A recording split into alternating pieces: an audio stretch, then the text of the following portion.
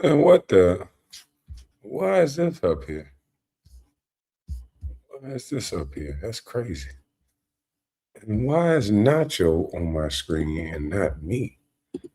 No, that was when I was on Rodney Live. Yeah, man, I'm here to blow V8. What's up, y'all? Sorry I'm late. I'm here to blow V8.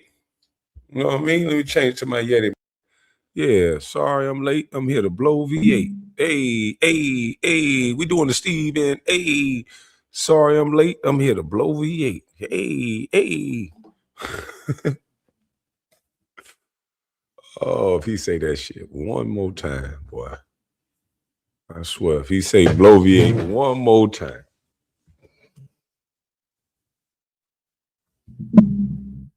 Hey, man. How y'all doing this morning? How y'all doing? Good. Did your baby mama leave you? Did your baby daddy leave you? Is she cheating on you? Is he cheating on you? I don't care about none of that. I just want to say good morning. Woo! Yeah, I don't give a damn about none of that. I just want to say good morning to you. Yeah, that ain't nothing about it. You know what I'm talking about, Ron? We all go through it. Nothing. You let me go to the Chris Brown concert. Hell, what you thought was gonna happen? Chris Brown came in the.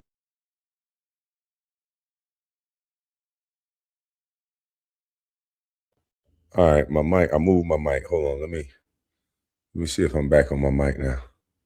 Yeah, there you go. Yeah, Chris Brown in town, and he bought Usher. So don't get mad at me. Shit, I got pressure too. Them niggas pressure for everybody. I said, look here, you can go to the concert. I'm telling you before you go, there's rules and regulations. If you get on stage, it's over. I'm throwing your shit out. Oh, is your house? Oh, okay. Well, I'm taking my shit home. Yeah, taking my shit home. My boots coming with me. Yeah, I had to threaten her. You go on goddamn on stage, my boots coming with me. Just know that. That's a fact, Jack. Hmm. Man, that was some good chronic. Well, I don't know what that was. Boy, look at here. Oh man, but y'all come on in here this morning, man. Come on in here. Come on. I might send this one to Chucky because we talking about LeBron and that piss him off. But hey, I need to send this to old boy to his homeboy.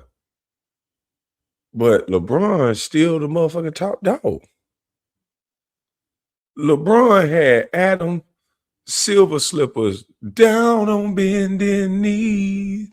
Adam Silver said, "Hey, LeBron, go ahead and make your decision. We holding the league up. We holding some dates up. So you got to give props where props due.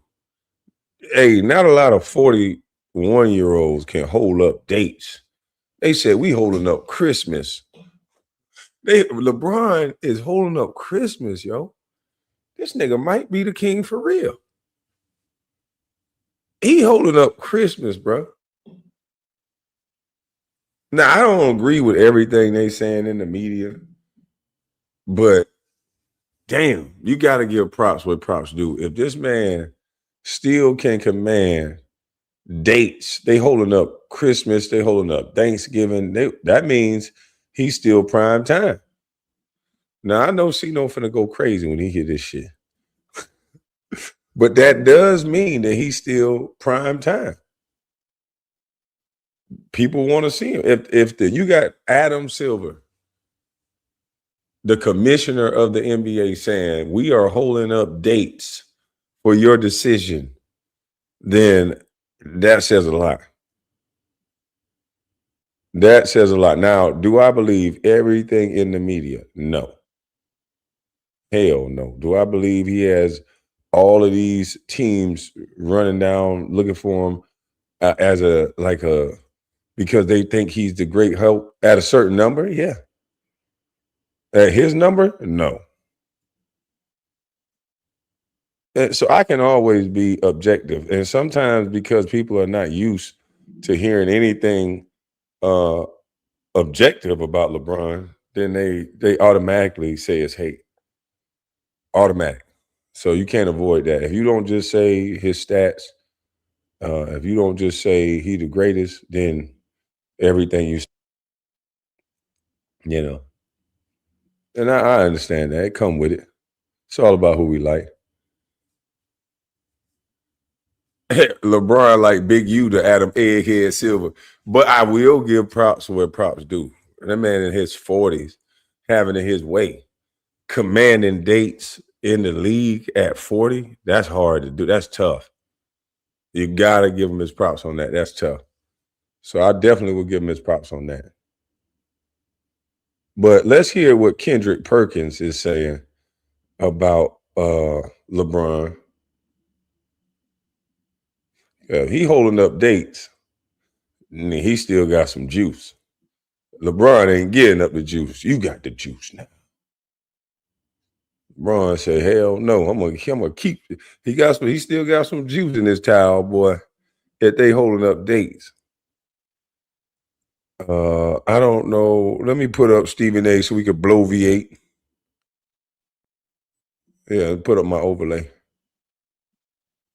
My friends, it feels good to be home. Tim McMahon, Kendrick Perkins, Shanae Agumake. I'm Malika Andrews. What did I miss? Those Royal games and waiting and still waiting. But in the meantime, LeBron and his 2016 Cavalier championship team, including our very own Richard Jefferson, they took a little trip abroad for the 10-year anniversary of the iconic 3-1 comeback. Amon Shumpert, he made the trip over there as well. But we can't talk about what LeBron's been up to without a little bit of golf. It was Scotland, not let note of that. Behind the game's free agency 14, the announced word of the day on this entire LeBron situation. What is it, my friend?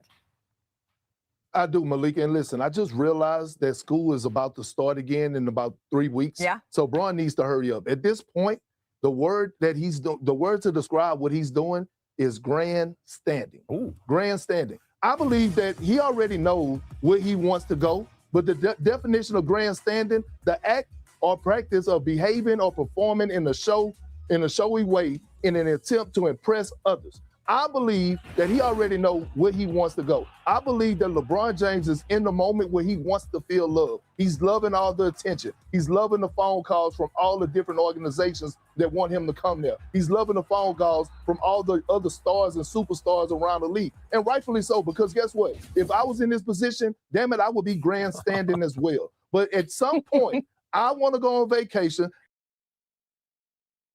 Now that's real. Hey, he kept it real on that. Because I would too. At 40-something years old, if I can hold up the lead and make everybody goddamn think about me before they make a decision, who wouldn't? This is last hoorah. He's sticking his chest out, planting his flag like I ran this shit for 20 years. This is the mother thanks I get. But I would salute, bro. OG, what up? Man, y'all come on in this thing. I'm standing up in this piece. Oh, let me show y'all. Let me show y'all, man. I'm hiding them up. Oh, y'all can't see me. It's an overlay. Goddamn, I don't see goddamn bald face. I don't see old bald face, bald head Wayne, so I can show myself. You want to see my face? You want to see my face? I don't see bald head Wayne, old pamper face ass. So I can goddamn show my face right now. Old pamper face ain't here. You know what I'm talking about? You know what I'm saying? I got my green on. It's a little nippy outside. Hey, I'm not going to promote no product on here, but boy, this shit right here and this canister, boy, man, this called that wake up lights out. But yeah, man, I don't I'm getting that weight that I want. I lost. I got skinnied up, dried up to about 265, and now I'm bulking back up. I'm about 271. But them muscle, them guns is coming, boy. And my footwork coming. Them foots work. My footwork coming back. My knees starting to feel good, baby. Woo! Yeah, I can do jumping jacks and shit. I can do my little dinker jumps. Yeah, man, I can do all kind of shit now. My knee feeling a whole lot better. Oh, man, I'm feeling youthful now, doing my squats, standing up while I'm doing my little podcast. You know, you dudes that just getting hemorrhoids sitting down all day, I feel bad for you. I've been in the house driving that truck. I've been there, so I feel bad for you. But I stands up, and because it's all about the legs. So sometimes behind the scenes, I'm doing push-ups, all kind of shit, because we got to get healthy. But, oh, I got to change out this cup, too, because I don't want to show this cup.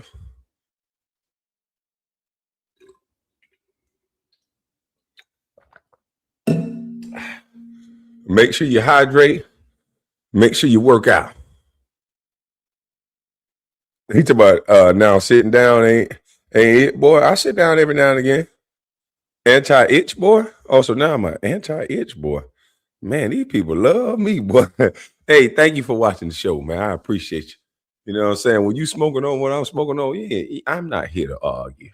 So good to see you, man. I know you happy to see me too. All right, let's get back to the show because I done let you see me. So you're going to really be smiling today. Your heart just got warm today by seeing me. So congratulations that you saw me. I need to keep this stuff with me, boy. At some point, I don't want to be on call from when LeBron James make his announcement. Damn it, hurry up. Hurry up. You might be on call for a couple more days here, Kendrick Perkins, because this has been unspooling since I left a couple of weeks ago. Janae, LeBron is entering year 24, right? And I think we've talked so much about where he's going to go, what we could possibly be seeing, enough guessing on that front. What is actually the most valuable skill that he is bringing to his next team now? He's going to turn 42 this season. So in the spirit of words of the day, I have one particularly for millennials because there was a crazy book and show. The word to describe what LeBron James brings to a squad is he's an anamorph.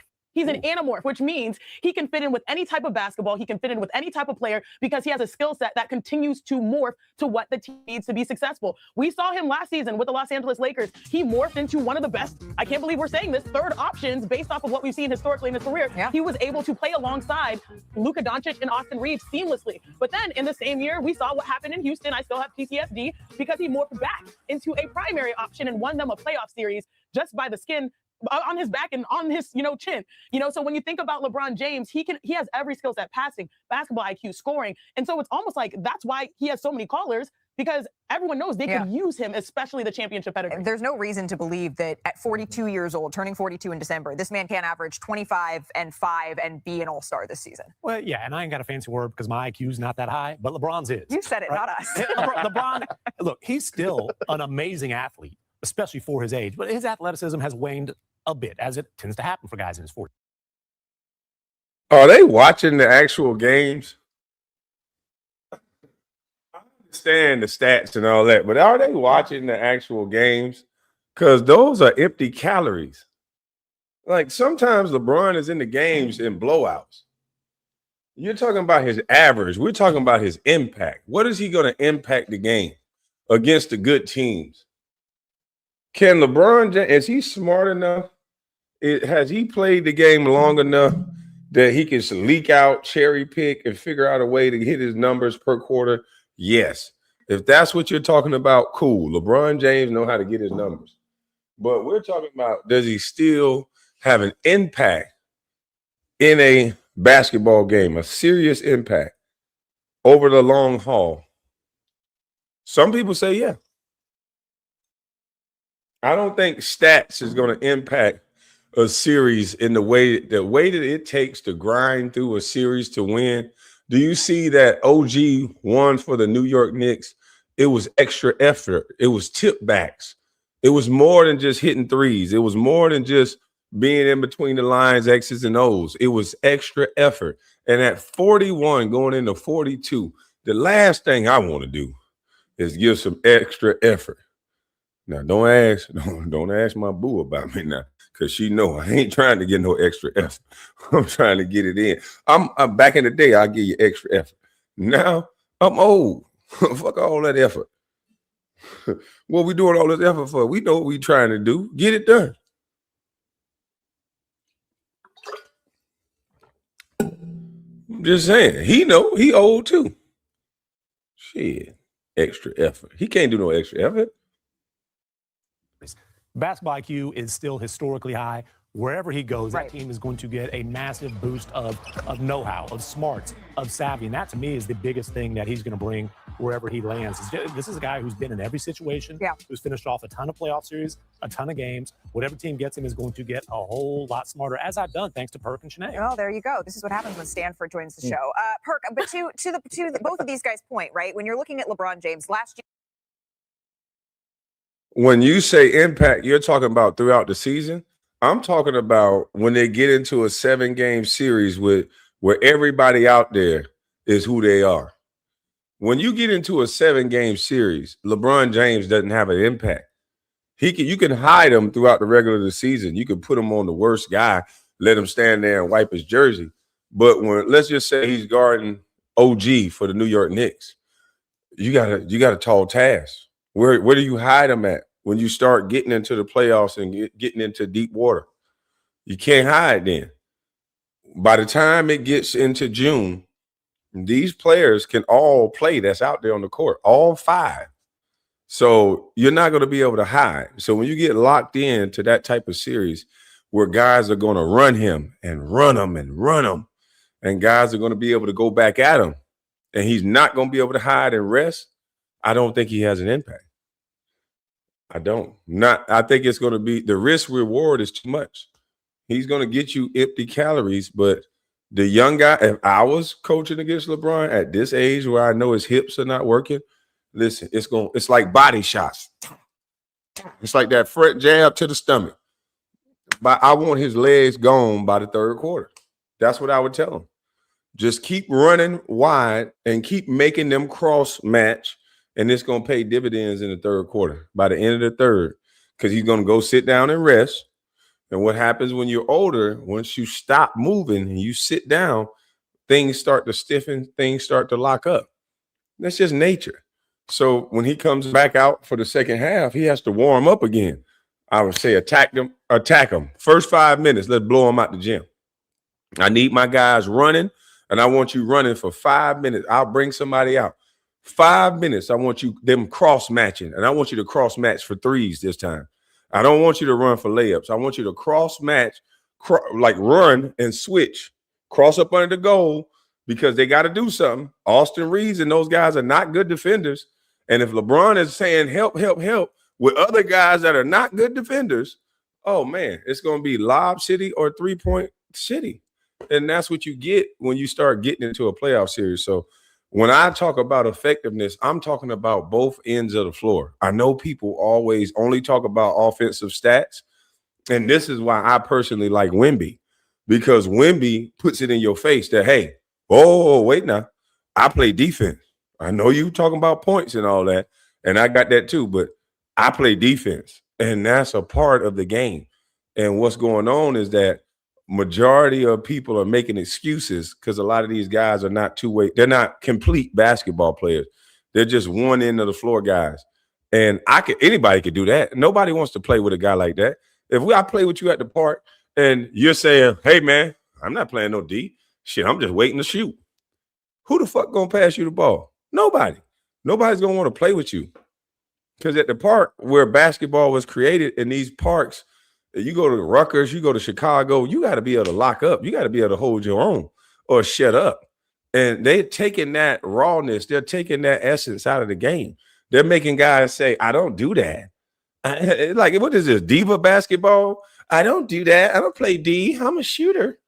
Like, man, shut up. Real basketball, we'll mash you. You want to be a shooter? Hey, drop him every play. Let's make him something else. Let's make him into what we want to make him. That's basketball. You pick that scab. You don't just, I'm this, I'm that. And that's what they're turning this into. This is like love and hip-hop basketball. And this is weird now, you know. That's not how basketball is. You're going to be what yeah, we can impose our will on you sometime. You know, now I don't see the impose your will type of game. It's just all this. But I do like these young cats. I like Caleb Wilson from Chicago. Oh, man. Chicago probably still going to be not that great right now, but that young man can hoop. He can go. I like Carr from the Lakers. He can go. There's a lot of young guys out there that can go. So hopefully these are two-way players. AJ is a two-way player. I'm sad to even have to say that. Two-way player. A complete basketball player. You should care about both ends of the floor. The greats always cared about both ends of the floor. That's why they couldn't play this long. It was a letdown to your teammates to you not pull and be on that chain and be connected, because basketball is a unit. You're only as good as your weakest link. And if our link in the chain is weak on defense, then you can't play. We got to get stops. If you can't get stops, you don't even get to go on offense. If you go around the league and ask about every defensive drill, every drill in the NBA stops when you get a stop, not when you score.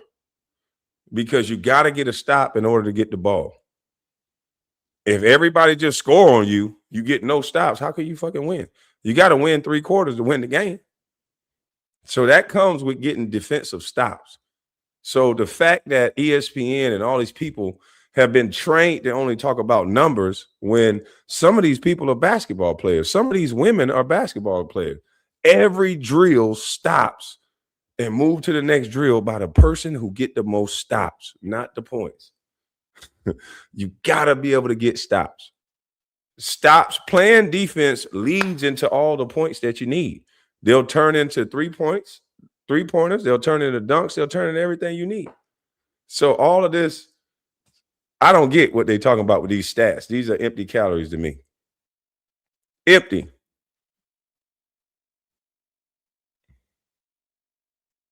Here, he became a option off ball. He's able to be that second, that third. If you're looking at a team like, I don't know, the Philadelphia 76ers, maybe on any given night, he's the second, third option, or he's the 1-2 option. Are you holding up a 4? I mean, there's a lot of folks who want the ball in Philly. Sure, exactly. So for Perk, where do you see that best skill fitting?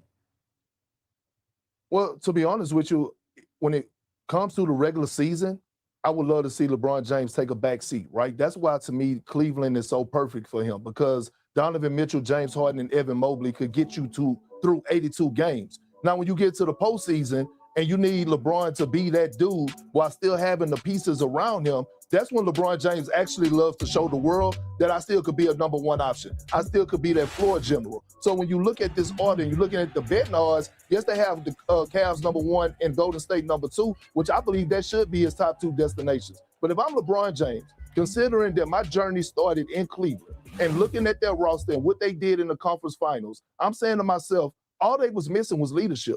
All they was missing was what Tim just said, the you know how, right? And LeBron James knows how to get it done. And so when you think about the positive impact that he could have on the mindset of a James Harden, Donovan Mitchell, and especially Evan Mobley, we talk about bringing the dogs out of players. That's what Braun could bring to Cleveland. Are there more options, do you think, from your reporting today than there were when this started? Or is it? When has LeBron ever brought the dog out of players? Kendrick Perkins, I definitely disagree with you there. When did he ever bring the dog out of players? Now, LeBron still is holding up the league. I give him credit for that, but I do not understand what you mean by he brought the dog out of players. Kevin Love numbers went down. Chris Bosh numbers went down.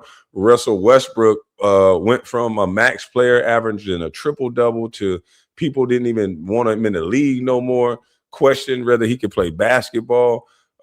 Ingram got traded. Caruso got traded. Everybody got traded. Everybody got traded. So I'm just trying to figure out what is going on. What are we talking about? Who to what to win? Kyrie was being talked about being traded behind the scenes. He left. He had the top best players in the game, and Chris Bosh and Dwayne Wade and LeBron, and then you had Udonis Haslem and a bunch of players on the bench that can come off and give a great effort. And what's the point guard? Damn, forgot his name. But yeah, I don't remember. They didn't even win the championship the first year with all that. So what is this LeBron gonna bring the dog out of people? Missed the 1 championship, 2 championship, 3, not 4. Chalmers, yeah, that's Chalmers. Mario Chalmers. Sorry, Chalmers. I fuck with Chalmers too. My bad, dog. But yeah, he have not 1 championship, not 2 championship, not 3 championship, not 4, not 5, not 6, not 7. Did he stop at 7? Did he say not 8? Because the motherfucker supposed to win a championship every year.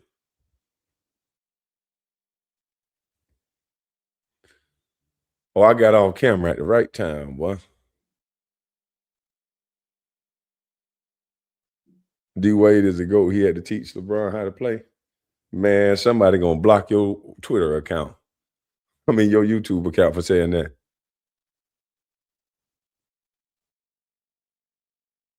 This is happening because the list is getting more and more whittled down in terms of. I mean, the option's about 27 teams. It's been really 6 the whole time. I think it's down to 3. One of the 6, though, the Minnesota Timberwolves, that's the one where there's the cleanest fit. They've got a LeBron-sized hole At the 4? in their starting lineup Yeah. at power forward. And so, again, that's the cleanest fit. However, I do fear that if LeBron went to Minnesota with Anthony Edwards, with LaMelo Ball, with all their antics, that beard's already got a lot of gray creeping in. I think by the time they came back to L.A. for the Christmas night matchup, he would look like Santa Claus. It would just be all white. Well, it takes one to know one, Tim. Stick in the West and stick with some elite guards here because we did see another deal finalized this week. Austin Reeves, he signed the most lucrative NBA contract for an undrafted player in NBA history. He's returning to the Lakers, although league sources confirmed to our senior writer Dave McMenamin that he ended up inking a 4-year, $180 million. And the NBA went crazy because I was right again. Even though people get mad at me, I'll be right. Chucky was up here mad as a motherfucker, bloviating and all that mad shit. Chucky, you was up here bloviating. I need to send him the link. Chucky, you was up here bloviating all that mad stuff, bro.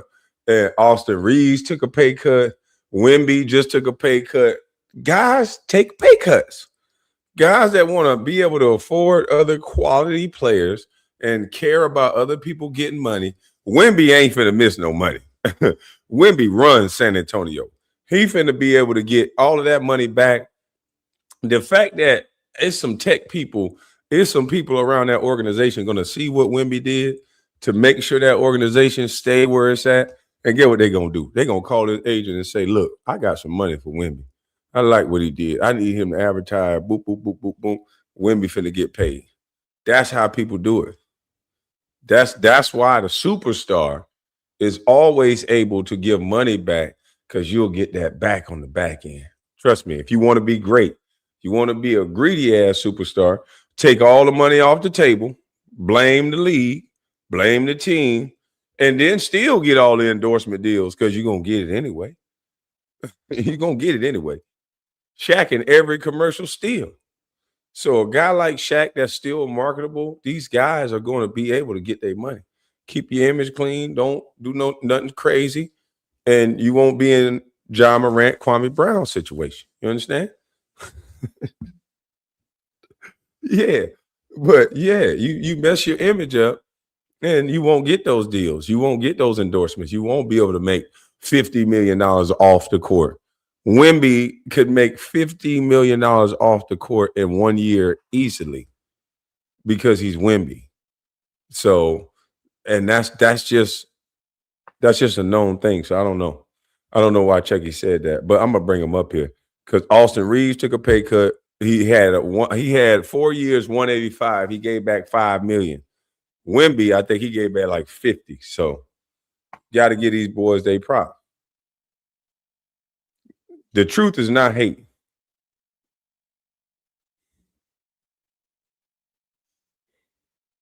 Deal instead of the $185 million extension that was originally agreed upon. So here is just a look at how his new contract breaks down, right? His contract increases just over 4% in year 2 rather than the maximum of 8%. And what that does is it gives the Lakers a little bit of breathing room, a little bit of room to exhale next summer. So let's bring in Dave McMenamin, who is live from Las Vegas. Dave, what is the significance of a pay cut here for Austin Reeves? Well, Malika, certainly it follows the example that's been set by Jalen Brunson in New York, Victor Wembanyama with the San Antonio Spurs. And it also takes away some of the bite of what the Lakers had to give up in order to get Walker Kessler. Obviously, we remember not only did they pay Walker a ton of money to come to the Lakers, but they had to part with so many draft assets to give the Utah Jazz in order to convince them to do the sign and trade. So if things don't look perfect this year, or they don't look exactly like a championship squad should look, this will give them another lever, another maneuver in the summer of 2027 to retrofit their team and have, a significant amount of money to try to attract a free agent to make that team better. Okay, but things we do know are going to look a little bit different for Los Angeles. The Lakers, they're actually the first team that has back none of their top 5 players in minutes that played from the previous postseason. None of those guys are returning to the team. That's never happened before. You spoke with Austin Reeves. What did he say about the roster turnover? Because he already was, and now even more so. He is cemented as a leader of this group. Yeah, Malika, Austin said, quote, everybody knows it's going to be a completely different team. Now, if you're talking about a team that's won back-to-back 50-win seasons, do you think you really want a completely different team? That is the question that needs to be answered this upcoming year. Now, of course, he spoke about his close kinship with Luka Doncic. He said he's maybe one of my favorite friends in this entire planet. He said that Walker Kessler is a big, goofy dude who just loves life. They have time together playing for Team USA in the FIBA World Cup a couple years ago. And then you go on down the line, the Lakers like the kind of maneuverability of these pieces that they brought in. Quentin Grimes plays both ends. Sandro Mamukelashvili plays both ends. They think Colin Sexton can give them some defensive perimeter. You see that? They're getting players that play both ends. They're putting players around Luka that are two-way players. They feel like Luka has enough scoring ability if he can stay healthy. Some may say Luka can never stay healthy. That's what some could argue, that he's not going to be healthy down the stretch. Hey, that's a great argument. But let's just say Luka is healthy. We are talking about the guy who leads the league in scoring. So if you can protect him where he doesn't have to play as much defense, where he can just score, which is what the Lakers are going out to do, which what they went out and have done. And if you have all of these guys around that can play defense, that can score, that can help take the load off, that can block shots, then now you got a situation. You got a workable situation. Because you got two players that are not that great on defense. You got Reeves that is not great. He gives an effort, but he's not great. Luka is pretty much abysmal on defense, but his best defense is his offense. The guy who's guarding him is going to have a long night. The team who's going against him is going to have a long night. Luka loves cheeseburgers and Heineken. That'll put the weight on every time. See, well, a lot of times those foreign players smoke a lot of cigarettes. I don't know if Luka is one of the foreigners that smoke. When I was overseas, they was smoking at halftime. They would be smoking cigarettes before practice. I don't know how they run like that. It breaks all logic that what I've been told about cigarettes, but they grow up in a culture of smoking cigarettes where they're so early that I guess it doesn't affect them as much because they run with the best of them. A lot of these foreign players are chain cigarette smokers. And it's the weirdest thing. I'm like, how in the hell? And they don't miss a beat. How do you run like this, smoking a cigarette before practice and at halftime? But hey, I don't know. Intensity and also score the ball. The Lakers recognize that losing LeBron James is a major loss, but they're trying to make up for him by committee and also try to become a better defensive team than they were last year. Yeah, and I think that's the thing, right? There's no question that the Lakers can be offensively dominant, but the questions come on the defensive end. By the way, I see you giving me an homage to my tennis pronunciations of going with Mamu's full name. I appreciate that. Dave, enjoy Las Vegas. Appreciate the time here. Let's just take a look. The Lakers, their win total for the next season, according to DraftKings Sportsbook, it's just under 46, over 46 rather, 46.5 per game. That is the sixth highest total in the West. Welcome back as we continue to follow the developing story of LeBron James' free agency. We're joined by our senior NBA insider, Shams Charania. Shams, it's nice to talk to you stateside. It doesn't seem like a whole lot, though, has changed between when we chatted a couple of weeks ago. I can't hear a voice no more. He say that nicotine giving superpowers. It might be. I don't know. Because those people love to smoke. Like I said, when I was overseas, they was smoking like a mug, boy. I don't know how they did it. I don't know why they do it. But, boy, look at here. They smoke. They definitely smoke. Let me find this other video for y'all.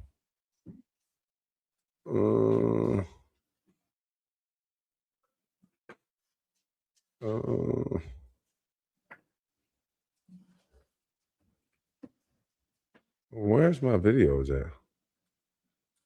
What a chill.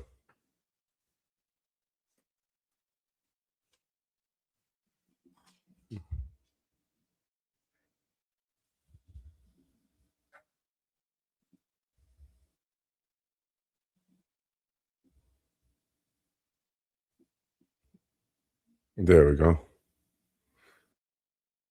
I'm gonna. Well, I want y'all to hear what Shannon Sharp said on Dreamers Pro Show. Salute the Dreamers Pro. Go ahead just a little bit. Center. You thought you was about to come and do what exactly? Like, I'm confused, right? But Shannon, amongst others, like Nick Wright and others, had been accused of being on LeBron's payroll, the clutch payroll. He's not the only one. A whole bunch of them have, but Shannon Sharp especially. But in this particular show, he went off. He decided to go after people who were calling him out for allegedly being on Clutch Sports payroll, and he almost broke down into tears trying to defend himself. And I just sat there and laughed my ass off because I'm like, Shannon Sharp cannot even be serious. But before we even get into his comments, today's video is brought to you by a sponsor, Kachava. Now, before we continue, let me tell you something. This year, I got serious about taking care of my body, my training, my nutrition, all of it. Nothing extreme. I just wanted to take better care of myself. But my days get busy between work, moving around, taking care of my daughter, trying to go to the gym, buying groceries. Life fills up fast. And when it does, nutrition is the first thing to fall apart. I would skip meals, grab whatever was easy, and feel it by the afternoon. Then I started using Kachava's new travel pack. Just one packet gives you complete nutrition ready for life to go on. Plant-based protein, fiber, greens, vitamins, probiotics, Hold on, man. omegas, Hold on. Let me and get more. past this bull. Percent free off. Yeah. And Lakers acted LeBron like they back and continue on with this roast. getting to the point where legends aren't going out gracefully like they should. From Carmelo to how CP3 was handled, watching how the Lakers acted. LeBron isn't LeBron, even Kevin Durant. So I just want him to go somewhere where he is appreciated and gets his flowers he deserved.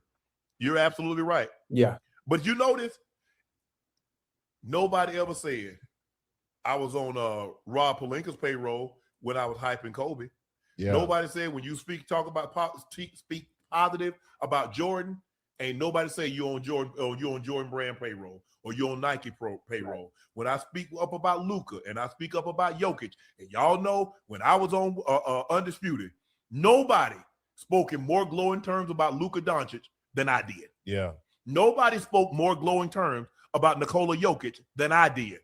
But if you say something positive about LeBron James, that check hit. Yeah. What? So I guess nobody else, because if you say something about Shea, you can't say. So the only person in the history of the game that if you said something good about LeBron scored 50, he had 50 points, 15 rebounds, 12 assists. Jordan would have had 70. Kobe would have had at least 68. You got to, those people, the people that don't really like LeBron in general. Those are personal issues. But I'm just saying, but just because, so if when I speak, I've called it like I've seen it. They do the same thing, Ocho. You know how they do if we say something about a black quarterback. I say, but y'all didn't say nothing when I was skinning Tom Brady, when I was skinning Peyton Manning, when I skint Tony Romo, and I skint check down Alex Smith. Y'all didn't say a damn word. But now I say one thing, and it's been proven to be true. Oh, whoa. Whoa. Y'all saw it. Ended up, it was so bad with Tom Brady, it ended up costing us the show. Yeah. He still crying about that. It was so bad with Tom Brady. No, never mind. I'm not finna get flagged. Never mind. Do y'all remember that chat? Y'all remember that? Damn, for real? What was it about, chat? I will say this. Yeah, we do remember that. Put your glasses back on. That's what we remember. We remember you acting like you was mad, acting like you would go do something. And then that man told you to put your glasses back on and you did it. So, yeah, we remember. What was it about? Baker Mayfield. Y'all remember? Chad, don't go blind on me now. Don't do that. Don't do that. Yes, when Peyton Manning wasn't getting it done, and guess what? still, Peyton Manning and Tom Brady understood I had a job to do. Mm-hmm.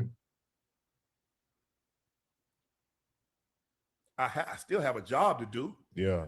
It's not personal. Y'all think when somebody has a harsh critique, and I get it, because I'm really passionate about the stuff I debate about, because I spend a lot of time, trying to come up with what I want to say, how I want to say it, presenting. You ain't spent no lot of time. You brought goddamn Shakir Stevenson on your show, disrespected the heck out of that man, and didn't even watch one of the best fights that he put on. They put him in there with an undefeated pressure knockout artist, and his back was on the ropes damn near the whole fight until he got up off the rope, and he fought hard, and he punched a lot, and he tattooed him, and he won the fight, and you didn't even see it. So how you spend a lot of time when you didn't spend no time when it came to Shakir Stevenson? So no, you cap. You shouldn't talk about certain things. You talking like just because you're a journalist that you know everything about every sport, and that's not true. You can watch something and still don't know a damn thing. You can watch open heart surgery. Nobody's gonna let you work on their heart. If anybody before they pass out, they're gonna say, "Don't let them do it." So I don't know where this notion is just because you watch and you study that now you just all knowing and you know everything there is to know about every sport. And so that you can talk over boxers. Like that's wild to me. Seeing a football player talk over a boxer and tell him that he's boring, like what casual fans do, people that are afraid to put on a glove and hit anybody. All they can talk about is what they want to see. These people play Fortnite. These people play Call of Duty. These people play what's that little car game?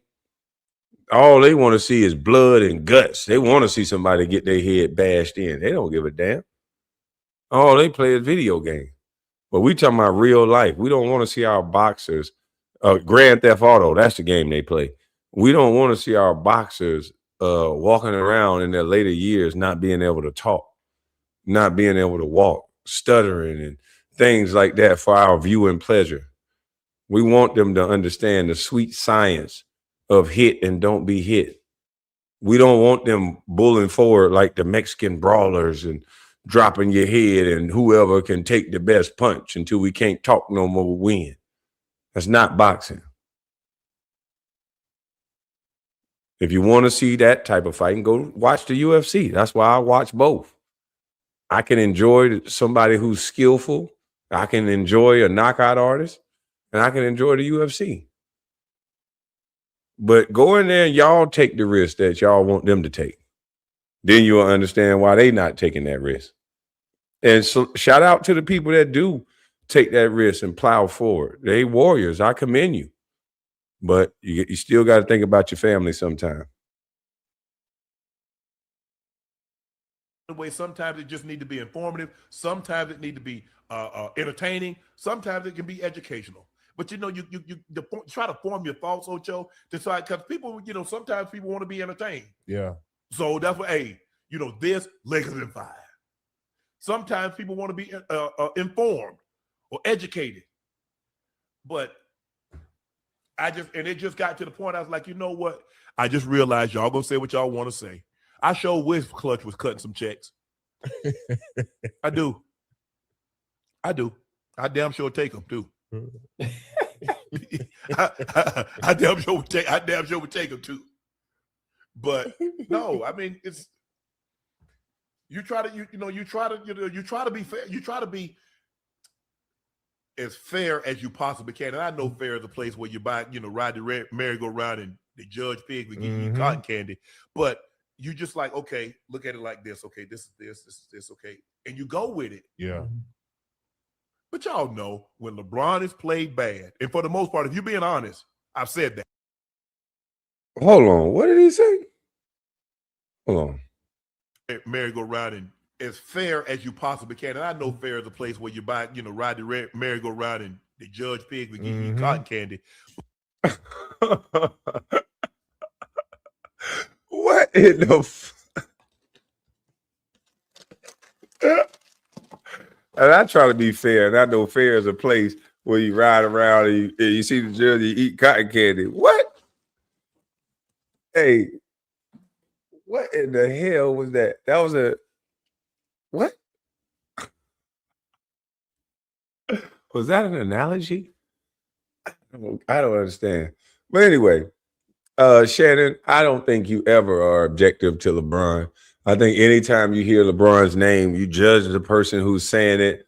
You base whether the person can play basketball off, and you base their opinion on how good they were at something. And that's ironic because you can't play basketball, but you want to speak about it in a way that you can be passionate. You could be full range and all these things because you want to hide behind the word journalist. I'm a journalist too, then. So at the end of the day, I'm a better basketball player than you, and I'm a journalist. So you should never get so emotional when someone is saying something about a game that they know how to play that you don't. And so you should never get that emotional. How in the F does he think he's fair? I don't know how he think he's fair. He blamed every player around. LeBron can have the same amount of turnovers as Russ, and he'll talk about Russ turnovers and won't say nothing about LeBron. Like, he's not objective at all. Everything is never LeBron's fault in Shannon Sharp's eye. Trade the whole team but LeBron. And then why is it always a sweepstakes every year for him to win? That's the only thing I'm confused on. He got to win. But ring culture is bull stuff, right? But you just like, okay, look at it like this. Okay, this is this, okay. And you go with it. Yeah. But y'all know when LeBron is played bad, and for the most part, if you're being honest, I've said that. No, you need to do better, Bron. You can do better. I know you can do better than bad. And I look, I get it. But no, I need you to be better because I believe you're the best player. But he's the only best player, one of the few best players, because when Jordan was averaging 37 and dropping 50 and 60 on people, they said he didn't have enough help. I like being 58. That's one part. I don't like sometimes how my body feels at 58, but I like being 58 because I'm old enough to remember. Yeah. So you saw Shannon Sharp crying there, right? Now I find all of that to be comical. Because these people really think they beating you in the head with it. Like they like, oh my God, could you say this about me, man? We're just giving it's all nonsense. These guys are compromised in one way or the other. Whether it's indirectly or indirectly. Whether it's through money under the table or just being close to power and influence and having access to LeBron and his group. We all know this, but Shannon especially should not be talking. You see, because when Shannon Sharp was working at FS1, he got exposed by former moderator Joy Taylor and Steven Jackson on live TV for actually accepting under the table payments to all of a sudden to promote LeBron James. And Joy Taylor said there's a reason why Shannon Sharp now all of a sudden is promoting LeBron James. For those of you who don't remember this, we actually did a show about it. Take a look at what we said at the time there in exposing Shannon. Take a look at this here. Joy Taylor and Shannon Sharp. It says, with immense love from the fans and comes harsh criticism from the haters. The same is the case of Los Angeles Lakers star LeBron James, who constantly dominates the NBA headlines. An old incident surfaced on social media via Fox Sports host Joy Taylor accused NFL legend and her former colleague Shannon Sharp of being paid to claim LeBron is the GOAT. The recording appears to be during Shannon Sharp and Skip Bayless's Undisputed show on Fox Sports, which Joy Taylor hosted. It was posted on X from a verified account, The Truth, known for sharing narratives against the Lakers star. The account also shared NBA analyst Rick Bucher's allegations on Clutch Sports for dictating the storylines of LeBron James's career. In the Joy recording, the FS1 host seemingly exposed Shannon Sharp for getting paid to claim LeBron is the greatest player. So what we want to do is want to play exactly what this clip had to say here, and then we're going to come back and continue on with the show. Take a listen, please. You know what? I have some inside information as to why you are saying that LeBron is the GOAT now. No. Mm. Really? You have no I'm not gonna No. Do But I tell. Don't be dry snitching, Do Jordan. tell. What are we I heard it too, saying? Jordan. I heard it too, Jordan. Shannon can be bought. His loyalty can be No. bought. Wait, did you just get exposed? What I do? You got bought? Nope. You're not ready to tell yet? Nope. No. All right. So you saw it there.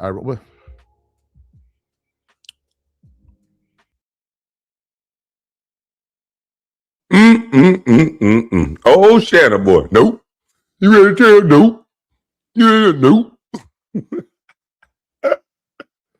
Shannon boy. Did you get bought, Shannon boy? You didn't deny it. She asked you, was you ready to tell? Nope. Nope. Like a little child. We know you turn up for that check, Shannon boy. So the fact that you saying that, the fact that you act like you can be objective is kind of laughable when you'll talk about everybody else. You'll talk about every other player. But the one thing you will not ever talk about, and that's your king, LeBron James. You know that. You know this. So I don't know why you fronting.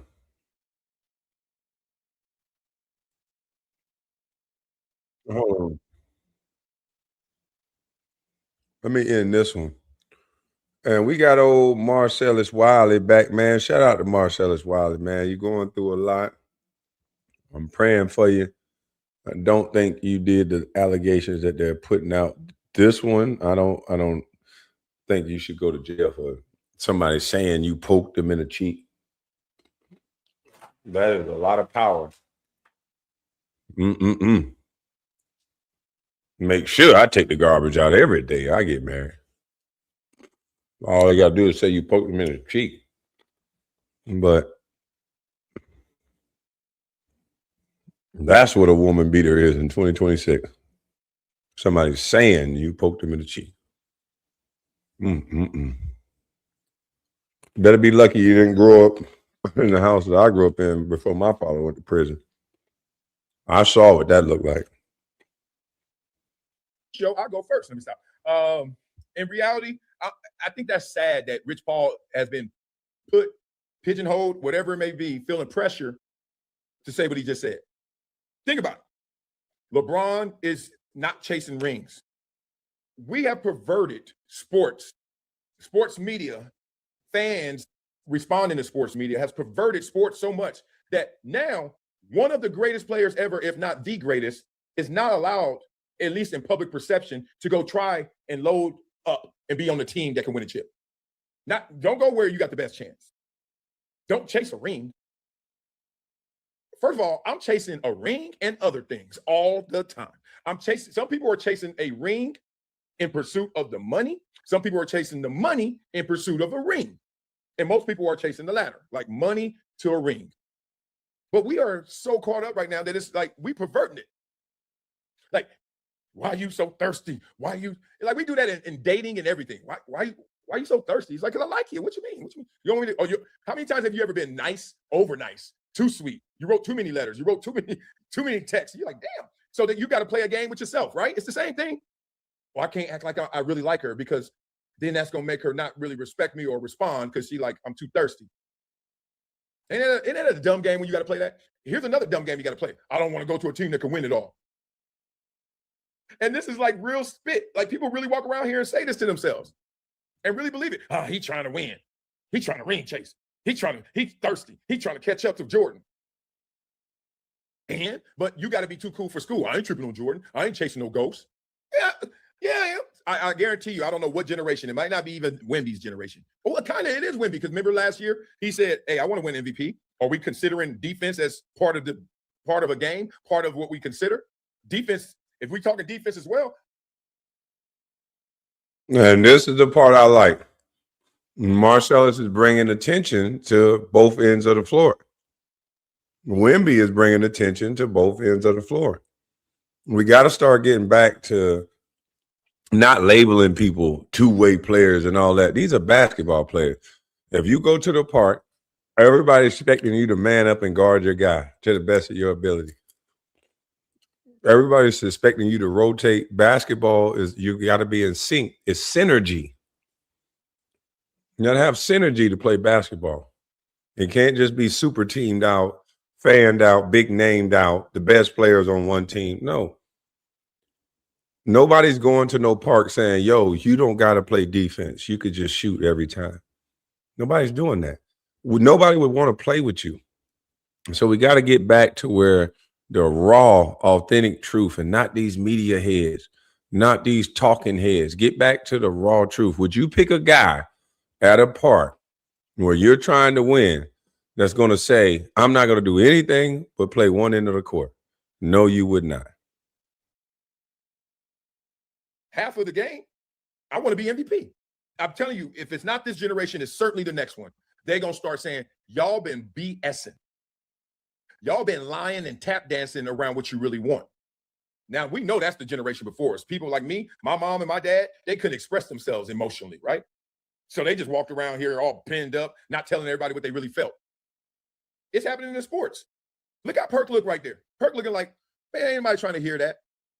And you know what? For a different reason, I'm not trying to hear that. I want to hear, yes, LeBron has 4 rings. He wants a 5th. He's going to the best team he can. Yes, LeBron James is arguably top 3, if not number 1, number 2, wherever you want to put him. Whatever. We know LeBron's up there. I don't even want to have a GOAT conversation. Don't get distracted. However, he's trying to get all the rings, and he's trying to do all the things. You see what I'm saying? Like smart people like Rich Paul have been pushed because we know, like Nick Wright said, that's not going to land. I don't give a damn where it land. Throw it. If LeBron James can't come out and say, I want another ring, I want to go to the best team, who can? He got more power than everybody else in the league. Gangster. He lying to me. He lying to me. And LeBron is chasing the ring. And it's okay. Yes. It's okay. Listen, he's trying to see what is the best fit for his one. He can get his farewell tour and end his career the right way, but he also won a chance to compete to try to win another championship. And that's okay. I think it's a lot of teams, and I think he's doing the right thing by being patient and seeing what these teams are going to do, what kind of moves are they going to make sure that he's picking and making the right decision. But I don't believe that. Rich Paul can say what he wants. I love Rich Paul. He's a good friend of mine. But at the end of the day, if we're going to speak facts over feelings, there's nowhere in here we can sit on here on national television and say that LeBron James is not trying to compete or go get another championship before he retires. That part. Hey, you ain't gonna hear me say nothing else. No lies told right there. That part. And it's okay. Like Rich, it's okay. But I know you part of your job is PR, so you can't play that game. Yeah, I do agree with Kendrick on that one too. Like, come on, man, just keep it a bean. Who the hell don't want to win a championship? I'm just gonna play dog, and I just want to play meaningful basketball. I don't want to win. The same guy that said not 1 championship, not 2, not 3, not 4, not 5, not 6, not 7, not 8. Now he's not going to want to win. That's not true. But like I said, you still got to give props that the guy commands this much attention where you have the commissioner of the league saying, man, we holding up Christmas, Thanksgiving. We holding up all these dates for this guy. These are the same people who criticize Kobe for playing with Shaq. Right. And I'm going to drop the link because we can talk about it. I know people be like, Kwame always do. We drop the link. I know one person bet not come up here is 2 cents.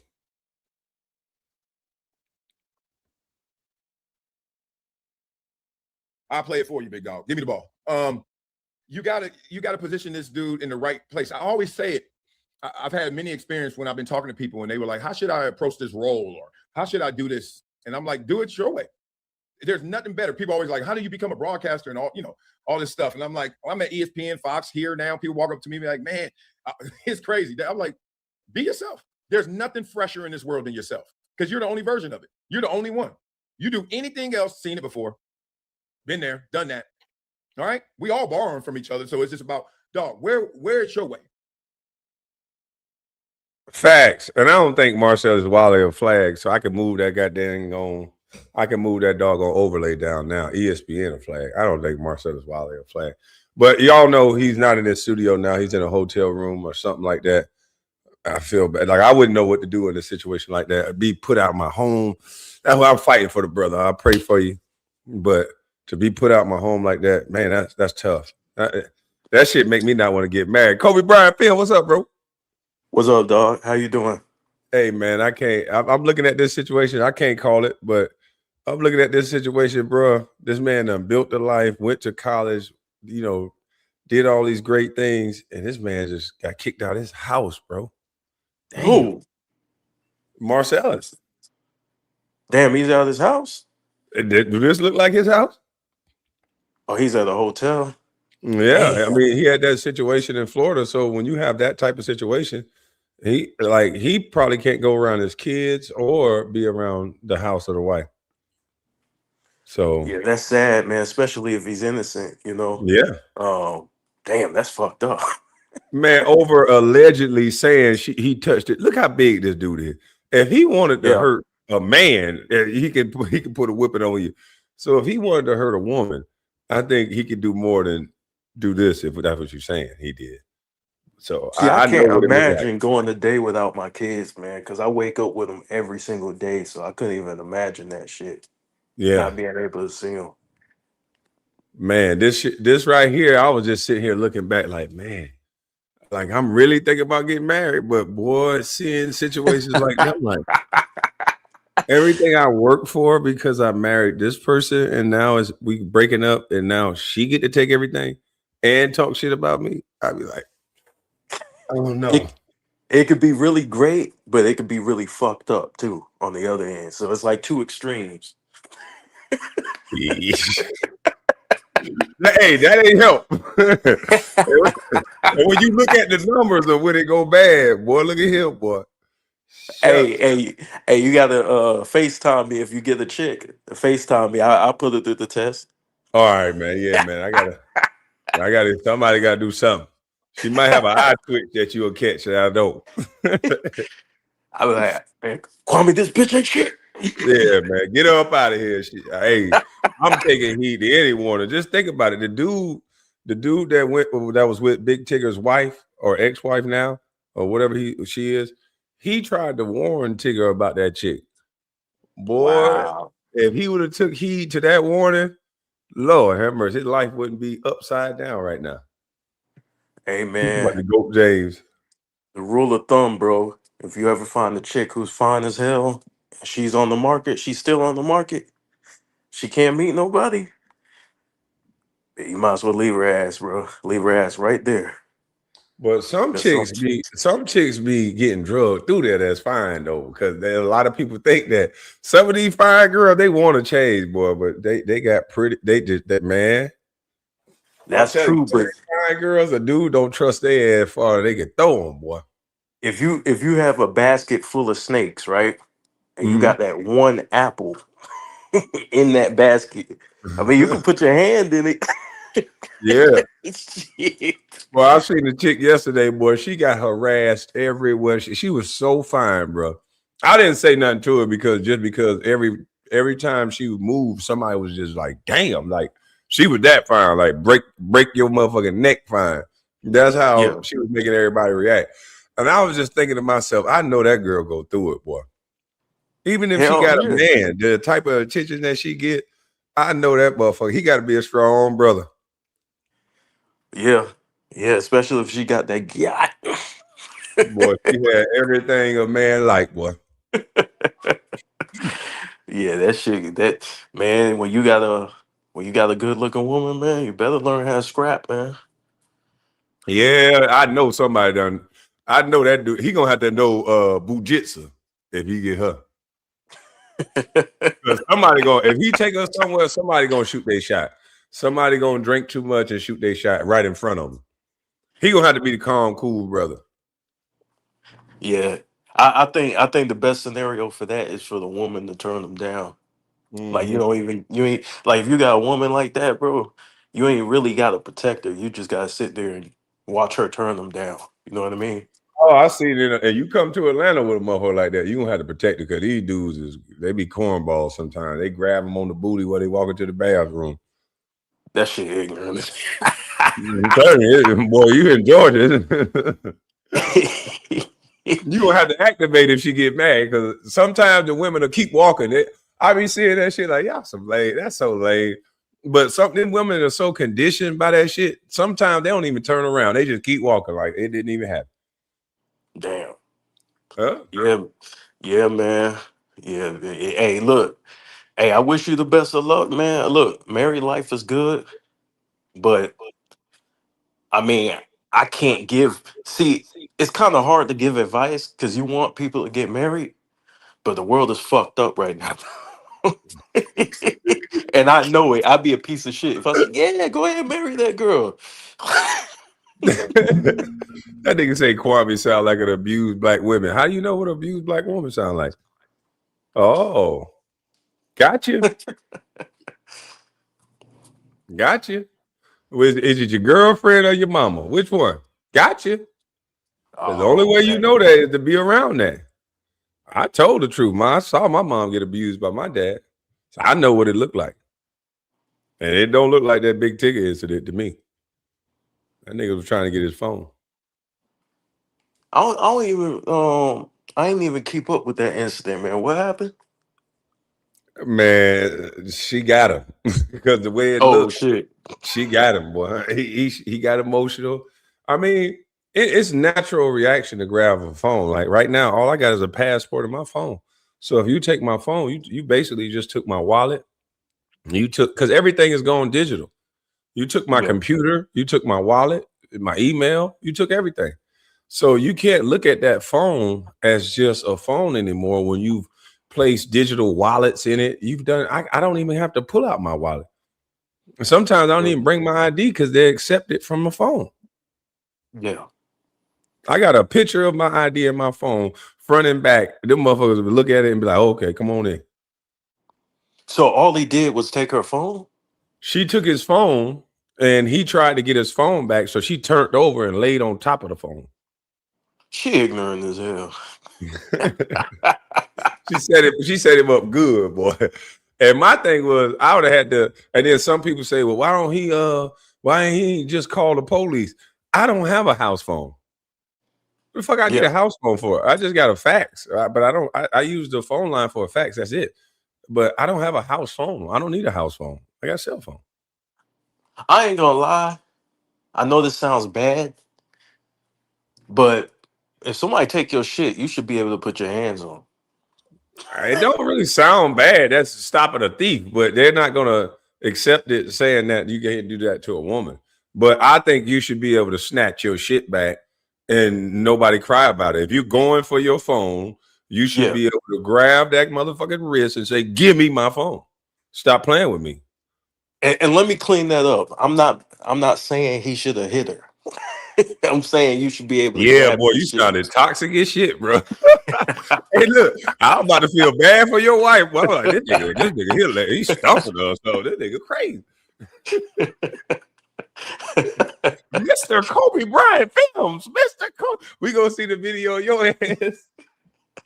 How they did Tigger. You don't know what I'm talking about. They was like, Mr. Tigger, let go of my mom. Let her go. Mr. Tigger. That shit had me dying laughing, boy. Damn.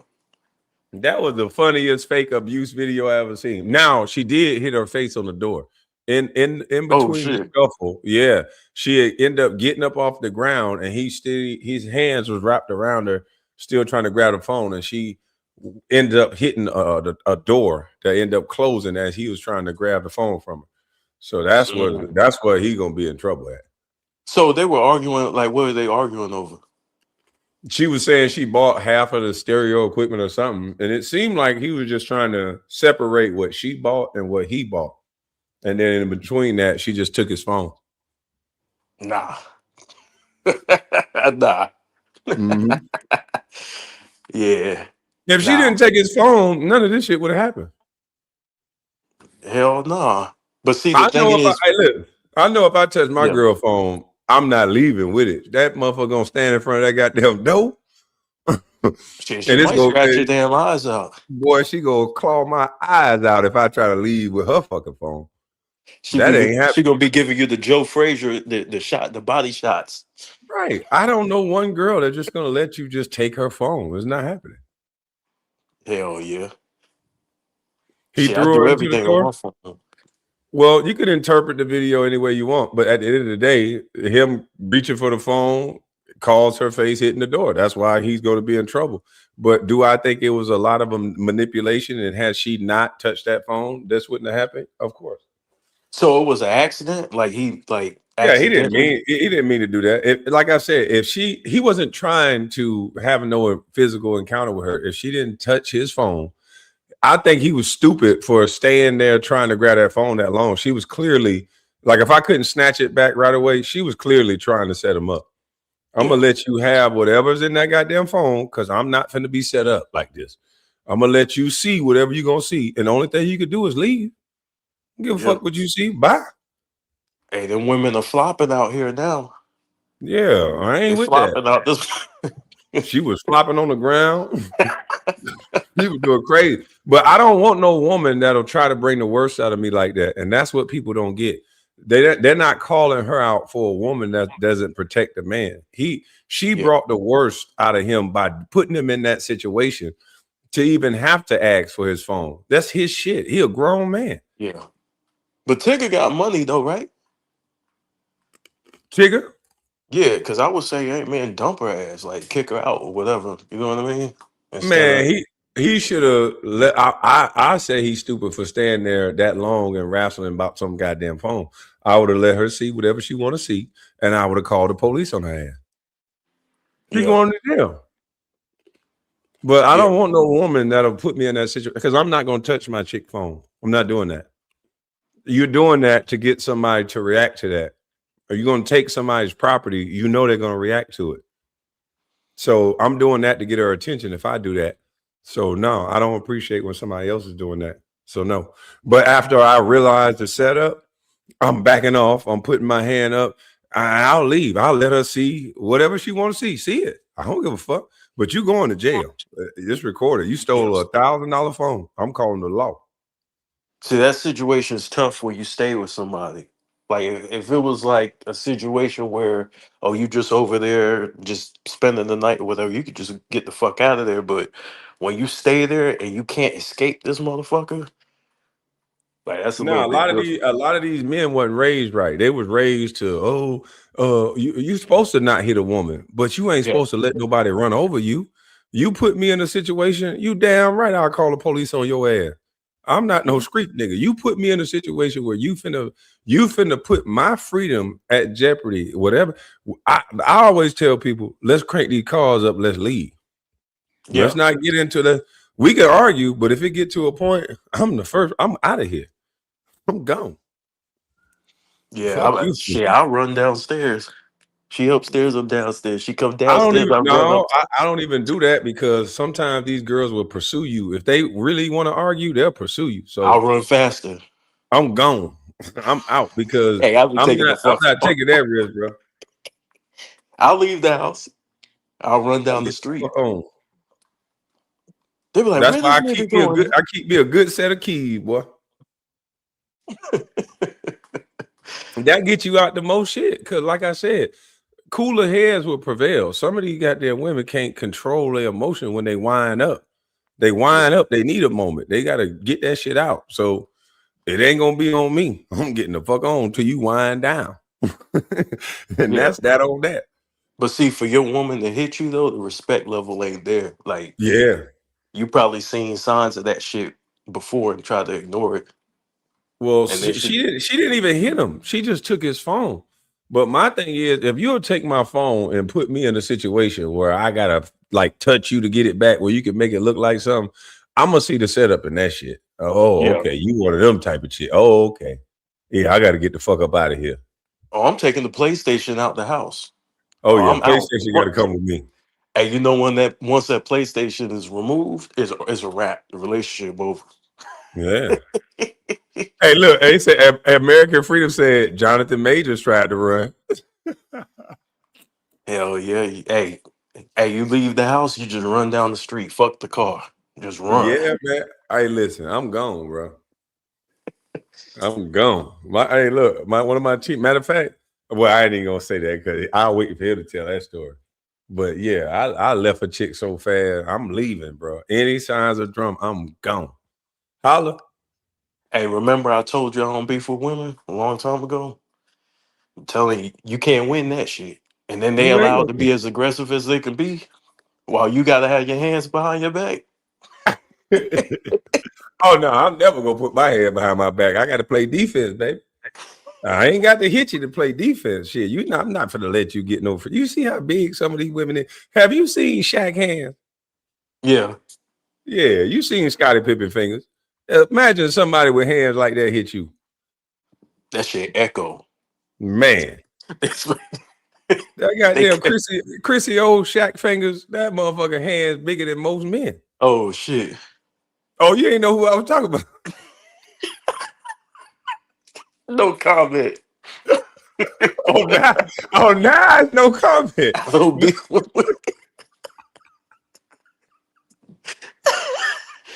Hey, you better stop fucking with her before you get them palm lines on your face. Man, I don't want no problems. Hey, shit, it'll be a foot race with her. I know her feet big too, boy. Oh shit. If you got fingers that long, you know the toes look like Kimbe Mutombo feet. God rest his soul. This is all Kwame. No. Smoke. This is all. Hey, that nigga disavowed, disassociated so quick. This is all Kwame. I don't want no smoke. Women out there, I love y'all. I don't want no we smoke. ain't talking about women.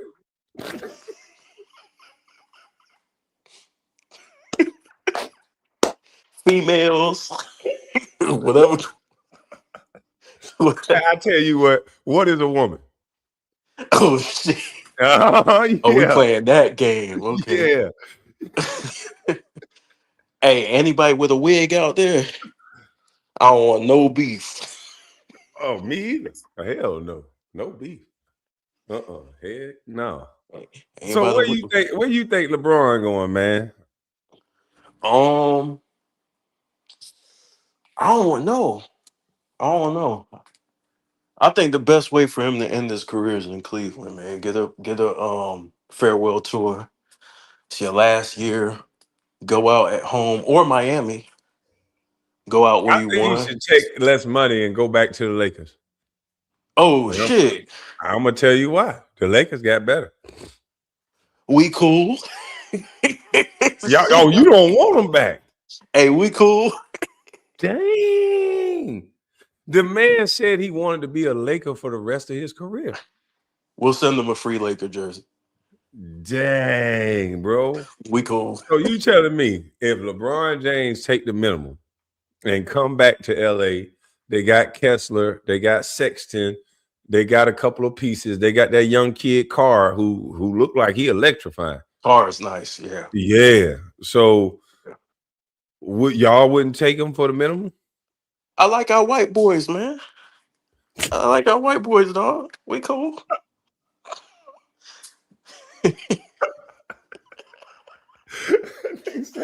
I like our white boys. We cool with the white boys, bro. Man, y'all got the Beach Boys out there for real, boy. This is goddamn Beach Boy basketball. We're gonna call this group the Republicans. Man, you know what I'm saying? Yeah, the Laker Republic. Shit. But y'all got a bunch of guys. Even the guy with the glasses. Who is this? It's a guy y'all got out there with goggles on. Who the hell is that? He can hoop. Yeah, that boy can play. I forgot Where his they name. find these group of guys at? Hey, our development program's always good, man. Yeah. We can Y'all find the star definitely in the found the making. gym in the car, boy. Cameron Carr is gonna be a does. name to remember. I like his attitude. Mm-hmm. I like his attitude, man. He seemed like he wants to be great. And He plays reminded both me of sides the Swaggy ball. P. He got Swaggy P energy when he first came into the league before he got around Gilbert. Like Swaggy P, it wasn't a shot. Yo, I ain't even mean to say that as a joke. Like, I'm just being real. Like if you saw Swaggy P coming out, he had game. He still do. It wasn't a shot that he couldn't shoot. Like I thought he was gonna be the next Kobe when he was like an and-one mixtape type of player. But I'm talking about as soon as he get the ball, he could shoot it from deep. He going by you. He could dunk on you. He had game. But you know, you get around the likes of Gilbert, you know, it is what it is. But I think after that, he seemed like he just wanted to have fun. He didn't really care about winning or nothing like that. Right, because the leader is just having fun. The leader is the goofiest nigga in the league. So you learning how to get on top of cars and play and joke and shit, you ain't learning the grind. So, but his talent was off the chain. And so this young man seems to remind me of that the shot selection is difficult, but they make it look easy. Swaggy make his shot selection is difficult to other people, but it's easy to him. Same way with this kid. Yeah, he's a dog for real, man. I've been watching him. I'm like, yo, this dude. And we've been whooping ass too in the summer league. So as a team. So I like it. I love the moves, man. I like Kessler. I like Kessler. I like Sexton. I like Quentin Grimes. He's a good addition. So you're not Stephen A, because Stephen A ain't like none of these white boys. I love my white boys, man. Pause. I'm You know just what I'm saying, Stephen A don't like none of these boys. Yeah, man. Well, I bet you he like him if LeBron was on the team. Oh, these are some great moves, Kwame. Respect to the panel. What's going on, brothers? What's up? What's up? What's up? What's up? No, just another day above ground. Grateful to be alive. And Shannon Sharp is full of shit. All the Go way. ahead with it. Why you say that? No, I'm listening to him talk, and it sounds like the Richard Jefferson situation all over again. Because I saw a clip of what he was talking about with Orlando forming the quote unquote big three in the early 2000s. And you know what? I agree with Shannon. I may be 32, but I remember certain things that were happening in 2001. Granted, I was very young, but I was following basketball at an early age. Tracy McGrady wasn't no superstar in 2001. He was just a good player. Grant Hill and Tim Duncan were the superstars, but even then it never came into fruition. Orlando never formed a team, and Tracy McGrady became T-Mac because he was able to run free. Kwame, correct me if I'm wrong, because you were in the league at that time. Well, I still looked at him as a superstar around 2001, 2002. I mean, yeah, he was that guy. He was running the show. He became a superstar in 01. Yeah, I think 01 was the first year. Like he had the ball every play when we played him. Hell, he dunked over me one play. So he had the ball. He was the man in 2001. That nigga jumped up 10 points from Toronto to the Magic. Yeah, but Shannon Sharp. Go ahead. Oh, but I was gonna add to what you said. Like he wasn't T-Mac till he started playing in Orlando. So when he went over there, he was second behind Vince Carter. So it wasn't like he was the best play, one of the top best players in the league. That's what they trying to make it seem like. Oh, when he left Toronto, he was just on the Dwayne Wade type level. Nah, not yet. Not till he got to the Magic and started balling. Yep. It's talking about Laravia and Kessler, aka New Kids on the Block. No, Kessler is actually a good basketball player. So Laravia is good too. It's just nobody really. When you're playing around LeBron James, you're never gonna get any real respect. Man, that's not the narrative that they say on ESPN. Can you elaborate? Because they say LeBron make great players. Why do you think he does it? Well, for one, how can he make a great player when he can't play off the ball? They can never run into an actual system which will highlight other people's abilities. He undermines the coach. He plays as many minutes as he wants. I have yet to see a coach in the NBA, maybe Spoelstra might be the exception, ever tell LeBron James how many minutes he's playing. I don't know if Mike Brown had that cachet in Cleveland. Oh, what do you say to that, Kobe? Yeah, it's gonna take a championship level coach in order to sit LeBron down. LeBron sit down when he want to sit down. You know what I mean? He's the type of guy, he check out the game when he want to check out the game. It really ain't nothing you could do about it as a coach, unless you got some experience or some pool. Well, that too, but also when you got the NBA in your business backing LeBron James, that's a whole different story in of itself. Yeah, man. A lot of that's a crazy assessment. Nobody in the chat got nothing to say, so he's standing on it. That LeBron don't make nobody better. Where's the LeBron fans at? Y'all gonna let this man say this? What's up? Come represent. I think he makes, like, if you got shooters, if you got corner shooters, or He something made like Kyle that. Korver better, huh? Yeah, he excelled. But Kyle I wouldn't say he Korver makes him better, but was good. Kyle Korver was always good. Only people who don't follow basketball don't know about Kyle Korver. Kwame could Kyle tell you Korver can Kyle shoot. Korver was always lethal. Yeah. Kyle Utah is Korver where can Kyle Korver made his name. Yeah.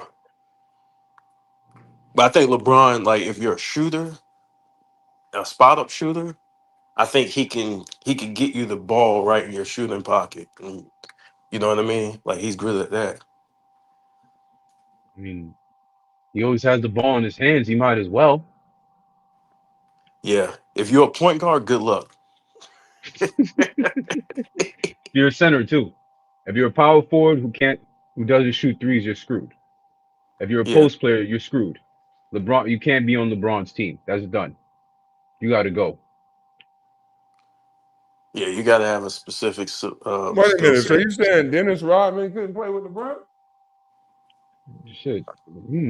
That'd be That's a good. difficult. That'd I be a good. can't That's a see good it. question. Well, here's the thing. Rodman will do the dirty work. So LeBron, it would make he would do the dirty work LeBron would never do, like actually rebounding. Salute KB and everybody. I come to your chats all the time. The first time I decided to come on because of this subject and what I just said, man. I feel like they don't never mention the fact of what happens to his teammates when he really does play with them, man. There's a lot of young cats getting off, like I said, the Chalmers and all of them, and the Norris Cole seemed like he was coming in his own when he first got out there to Miami. And then you look at Kevin Love, he was on track to be one of the greatest power forwards of all time. And now that man is advocating mental health, which ain't nothing wrong with, but that man ain't had no mental health problems before he played with LeBron.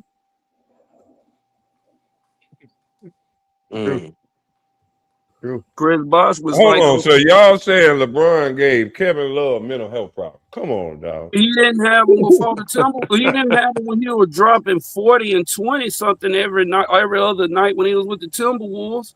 Then But he won a championship with LeBron. So why? Okay, tell me why he had mental health going on me. Dealing with LeBron Bulls crap. That's why. That man, he turned that man to a spot up shooter.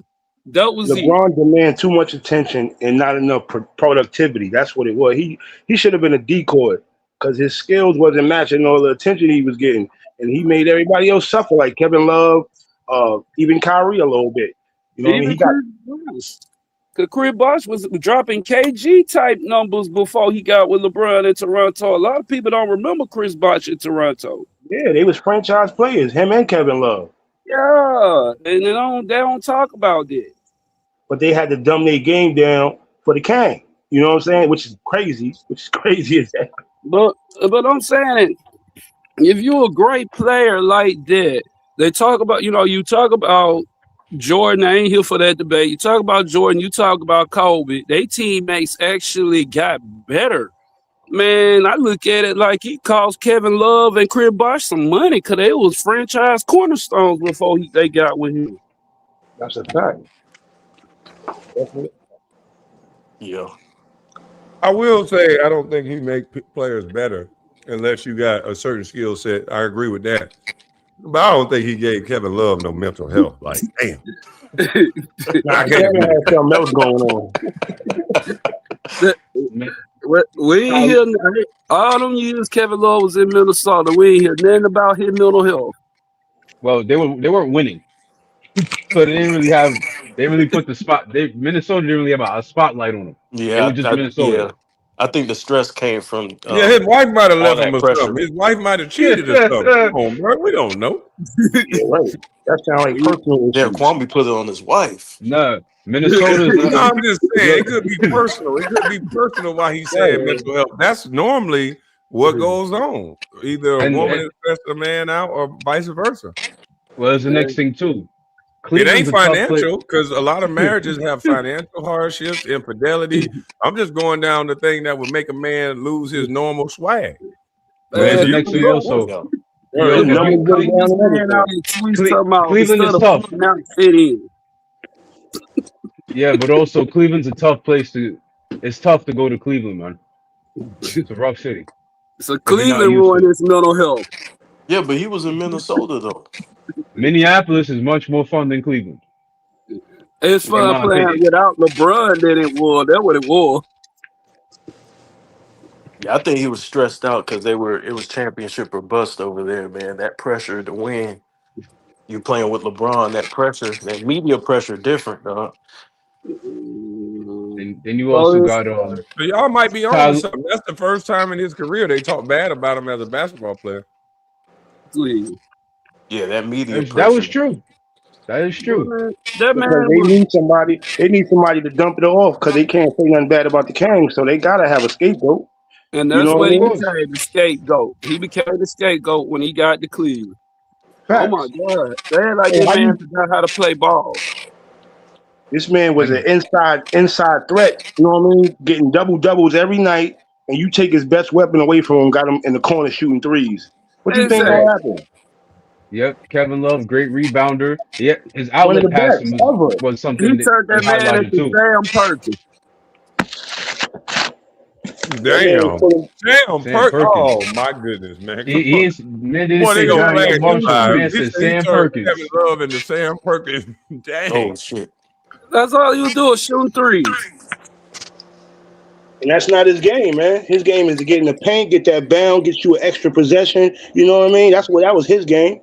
You know, the Pick and outlet pop. passes, they was considering, they'll call that man the White West Unseld. But you know what though? You do gotta put responsibility on Kevin Love because he demanded that he be traded to only the Cavs. Thank you.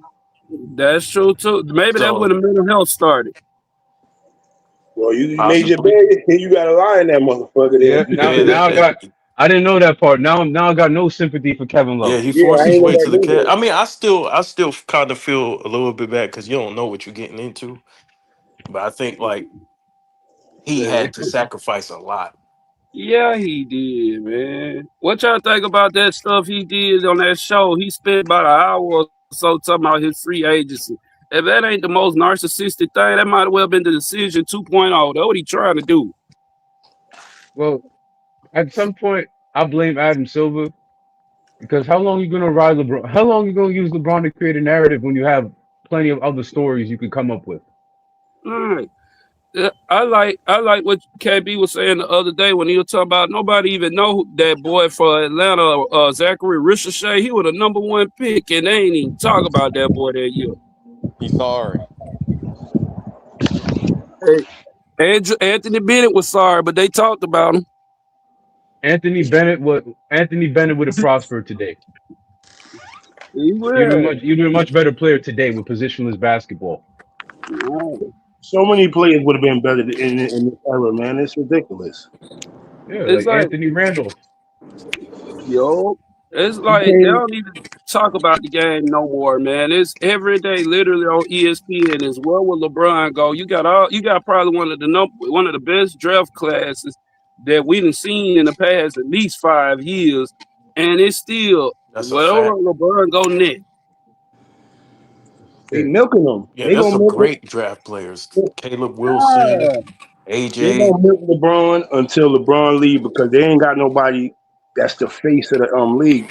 You know All what I right, mean? who want to tackle this But question? He said, my question pertaining to the GOAT conversation is, will we be having this conversation if Jordan never took a break from the NBA? Oh Yeah, you no, always gonna Jordan would have have a won GOAT another 2 or conversation. 3. That's a good question. He would have You won always another gonna have 2 or one. 3.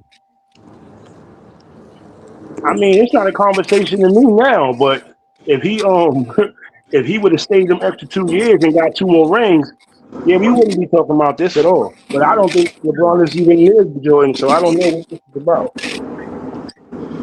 Yeah. I My don't really thing think it's a is conversation, really. I think it's just really about who we like. my thing Facts. Oh, is it had to LeBron come. came out and said he does everything better than Jordan. Can anybody tell me what those things are? Oh shit. He run. said Man, that? that ain't No, I even You a mean, don't think close he'll better race. handle WAP. KB? He ain't say that. LeBron That said nigga that said shit? he do everything better than Jordan. Oh That's No, shit. that's blasphemy. ridiculous. That is I don't think he blasphemy, You said know man. what? that. Why can LeBron never stand on his own? He's always got to be in comparison to somebody. Because he came out and called himself the chosen one. Okay, why you the chosen one? Yeah. But see, No, I'm just, you know what? You know what I don't like about his crew, his clique, or whoever he be fucking with. When he say something like that, right? What you guys just said, he said, and then we respond to it. They get mad at us and say, "Why are you comparing them to Kobe and Jordan? Leave them alone." well, we got to remember they got to do that. That's what they're Do we got proof incentivized to that he do. actually said that? But that's some gaslighting shit. Like if he come out and say something like that disrespectful, Well, they and we can't themselves say don't. nothing back. Well, the He thing is definitely that said that. No, the also, reason why you can't say nothing back because y'all talking about a black man, even though he talking about a black man, but you can't say nothing what back. Talking that about black. man's gotten black men, a black man who's gotten Oh, black that men bullshit. fired, who's played with black men's money time after time. You're doing everything better than Jordan is cat, That bro. that man wouldn't play for Mike Brown. Then Mike Grant Brown turn around a few years later and come win a championship. That says enough right there. A few years. It took him like 15. Listen, man. Well, 15 a few, but it's still. He had everybody looking at that man like he couldn't coach. He Only thing was LeBron he do. always had respect for Mike Brown. Come on now. We can't just be making up stuff. No, that man did not want to play for Mike Brown How do you know that? because he ended up because Mike Brown was up there at Cleveland and he ended up they ended up firing Mike Brown, didn't it? So anytime a coach get fired, it's LeBron's fault. He make every call. Like how do we can't just No, make up. no. But He tried LeBron to uses fire his Aaron coaches. Spoelstra. Everybody is a scapegoat for LeBron, even the coaches sometimes, cuz. It be Yeah. like that, but we can't just put everything on the man. Like Every team he went to, he got the coach they won the championship with, Frank Vogel, got fired. I feel you on that. I like the Frank Vogel. Yeah, Ah, He if fired. LeBron wanted them to stay, they would be there. If LeBron wanted them to stay, they'll be there. They would be there. Darvin Ham, another guy, great coach. LeBron didn't know nothing about Anthony Davis getting traded. Right? All right. Come on, man. Yeah, right. It one thing, just stand like y'all say, stand on it. This man, he'll sit there, throw rocks, and hide his hands like, oh, I ain't know nothing about this. So we ain't gonna hold none of the GMs accountable for nothing. The Well, hell, he run the GMs. well, he Yeah, got in G. Well, it's on here's the the thing: machine, man. when you got LeBron James on your team, the league is in your business. The GM really has no. When what was it, David Griffin? When he said that shit years ago, it would be better if you actually put a name on it. He had a point. Hey, That's what he meant when he got his team back. He got the league out of his business. It felt like those statements that Phil Jackson made years ago when everybody was like, "Oh, LeBron and his homeboys is trying to run things." Everybody was like, "Oh, Phil Jackson wrong," but now Phil Jackson proven to be right. Right. Yeah, But yeah. see, He let was me tell talking you about something, yo. clutch. They did the same thing. They did the same Yeah, thing with Jordan. They did the same thing with Jordan. The difference with Jordan was that he No, was a whoa, winner. whoa, whoa, whoa. No, they did not. No, listen, hear me out. Hear me out. Hear me out. No, Hear me out. I do think he right about something. Go ahead, let him land his plane. I want to see where he gonna go with this one. They did the same thing for Jordan. The difference with Jordan was that he was a winner, one, and he was beloved by the crowd.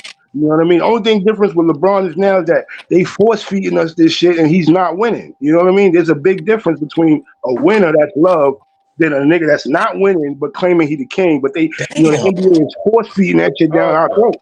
You know what I I do mean? You got a think point. Jordan brought in I his agree with you. boys. I agree with you there at Yeah, that point. I agree with Hold you there. on, man. yeah. So He Bron brought in ain't a his winner? boys as UNC guys. So Jordan will put, you know what I'm saying, put he, niggas in Well, position. well, no. wasn't What so Mike in is your face about it, like, bruh, it is. And my thing is, everybody they talking like he gonna go to Philadelphia. I pray he don't go to Philadelphia because he gonna ruin that team. Hold Oh, on. Can those we go Philly back fans to might. Bron He, not a he, he, winner? 4 out of 10. Hold on. no, But that's a, has he won though? Man, no stacking the deck. I'm just hearing a lot of y'all. It seems like y'all don't give Bron no credit for anything he's done in his career. I mean, I understand you don't like him, but like Nah, no. You keep give it. him We credit, gotta but keep it a I buck. don't know him. I can't say I don't like him, but you can't give some credit that's not earned, bro. Just So you because No, don't he's watch what let these him men land do his on the plane. He court? just started talking. Oh, I'm sorry. Big head Larry, let him land his plane. You got somebody that's objective, ain't going for y'all bull stuff. Yeah. I'm just listening, like, cause Oh, I'm gonna be real. I don't like LeBron, the person, like just like what he do, politics and all the race baiting. But on the court, bro, we can't deny what we see, bro. We ain't never seen nothing like him before. Like the man 6'9", he run like a freight train. He ain't got Yeah, the he best shot in runs. the He world, but it travels. works for him. I mean, like Never he saw great Karl Malone. passer. Like we gotta give him some credit for what he do on the Uh, court. It seems like y'all don't give him Yeah, no he's a credit for great. the championships he won because of teammates he had. Like we gotta keep it fair if we gonna have this conversation. but big man, when you do something 10 times and you only get it right 4 times, you'd be a loser. He's won championships, but in Huh? totality, he's a loser. I mean, compared to Jordan, but LeBron, he's a No, winner. in general, he's a loser. he's not even better than Kobe to me. And that's why I don't understand how that man leapfrog into number 2 over Kobe. Yo, I'll be man, honest with I you, can name big 10 man. players better than LeBron. I can name 10 and be I can name confident in those I can 10. name 20. To be honest with you, if you Okay, give me enough it time. ain't about who you think's better, but it's about saying, okay, he's one of the great players of this game. It don't seem like y'all feel that way He's at a all. great player. Yeah, like But My how thing you is, he's gonna just put not what they try to make him. if you're one of the 15, 20th best players, that's cool. But you should never say you the GOAT if you win the teams, bro. You win the I agree with 13. that. But at the end of the day, he ain't the only one that feel like that. People think that he's the best player they ever seen. And Yeah, that's but something. Well, if you yeah, it's look, all if you opinion. under 20, I get it. Yeah, If because you that's under all they watch. 22, yeah, that's all you know. I don't It's really get mad it's at all them. opinion because then you got to ask, well, what is greatness, right? So it's just up to people's opinion on what they value To in me, basketball. greatness is not having that Dallas Mavericks series where you shrunk up, and then the San Antonio series when you complaining about cramps. You the only person in the arena that complained about the Heat. That Talking about, was oh, they terrible turned with the the Heat on. Mavericks. You don't give him no credit for coming back from 3-1. Yeah, Yeah, he but got. some people might view That's a game. longevity as the measure for greatness, and that's why they have them where they have them. So you're never gonna win a conversation with somebody who values something different than you. No, I You're respect right about that, but longevity. at the end of the day, I it seems respect like y'all ain't longevity. trying to say he's a winner just because he lost more than he won. Like he still won. I mean, everybody wins and everybody loses Not in the game, everybody but wins, bro. It's a lot of great players that win. True, it's but about still, consistency. Jordan ruled a whole decade, And that's the undisputed, problem. We keep comparing him undisputed. to Jordan. That's like well, he so put himself unfair. there. It's Jordan. He said it. He said he the GOAT. He But took Jordan's name. that's what he thinks. That's what other people think. But regardless, it's still a fair comparison when we look at it at the end of the day. It's a standard, and that standards of goathood have been lowered for I agree LeBron. with you. That's just I what it agree with you. is. It's a I standard. agree. I agree. It's a standard. That's why I don't even get why they push him over Kobe. It's a standard. Money. It's money. The conversation creates so much money. That's why it's pushed. That's why it's pushed in the news every day instead of talking about And these there you great go draft right players there. like y'all was saying. Well, my Money. problem is when they moved the criteria. For example, they needed Kobe to get away from Shaq in order to prove himself, and then when he do it, they don't want to move him up. That's my problem. And everybody else gets to Well, join whoever then, they want to join, and nothing happens. So my well, then problem that. is the double standard. Not Well, you All got to right, remember, if you it's a kept the lot of standard the politics in the same, I'm league. cool. let me pose a question Not, to you. Do you think money ruined the league? Definitely. Yeah. As far as like, you know, the As far as what they uphold making the now, integrity of the I don't game. think it was the money. I think it was when the players took over. yeah, I I think agree with Yeah. KB. Well, they yeah. should be able to grow the league to make the most money that they can. But when the players start being able to make decisions, I think they made some bad decisions. I agree. I think it's also with the changing of the game itself, with I the way agree. they enforce the rules. It's like, I mean, Rules for people it thee and might not for hurt. me. That's what it is. People may hate the point, but it's just the truth. I ain't never been able to watch no NBA game coming up playing ball in high school, and the guys regularly travel. Even LeBron. I mean, there's a whole clip on It's YouTube, bad prob- now. probably about 20 minutes long, of this man taking Hold 4, on, man. 5, 6 Hold steps, on, man. all this Kobe, stuff. Kobe ain't top 10. Kwame, why you put this foolishness up here, man? Man, come on, Because it's man. gonna bring conversation, bro. Yo, you ain't shit, Come man. on, Come man. on, Yeah, I'm And cuz. just that's his saying we ain't opinion. gonna debate about it. This is a show. We gotta talk about it. It had to, Somebody said it it's had to their be Oh, done opinion. you want after a long ratings? All right, time. cool. I Crazy, got you. bro. All right, Kwame, I see what's going on. You got to get the Yeah, this ratings up. somebody's opinion, but he a black man. You know, they talking down on the black man. Kobe in the top 10, man. Come on, man. Yes, he is, man. He had to start watching basketball after 06. Now I keep it real. He's on the end of the, Nah, top 10. that was the Nah, that best. You nigga know, ain't with watching that, basketball at all. yeah. He's like in the middle of the top 10. Kobe like in the middle, I would say. You know, they kind of remind me of how they trying to eliminate what they call critical race theory in schools. It's like trying to erase history, man. Yeah. Yeah, but they can't because they got one problem: film. Well, now you know film could be doctored up now with all this AI shit. So they Film kill everything. Hey, film All kill right, I everything. thought I almost saw made a turn over my game. Hey, whenever you talking to a liar, bro, don't argue with him no more. Show him film. No, That's all I you got to mean, do. Well, you want you me to keep assuming it real? Brian ain't even over Tim Duncan to me. Nope, he damn sure ain't. Not to me. no, His name never come up in it. He got more stake to a GOAT claim than him, but people want to holler. Shoot, if you played 24 years, you should have about every record in the book. That's where his and longevity you don't get touched. becomes a bad thing, bro. Because you've been here 20-something years and you haven't even completed like half. Well, I'm not gonna say half, but things like what Jordan did, or you know what I mean. You still catching up in all this Man, time, bro. I'll tell you about longevity. I say go ask Chael Sonnen about longevity.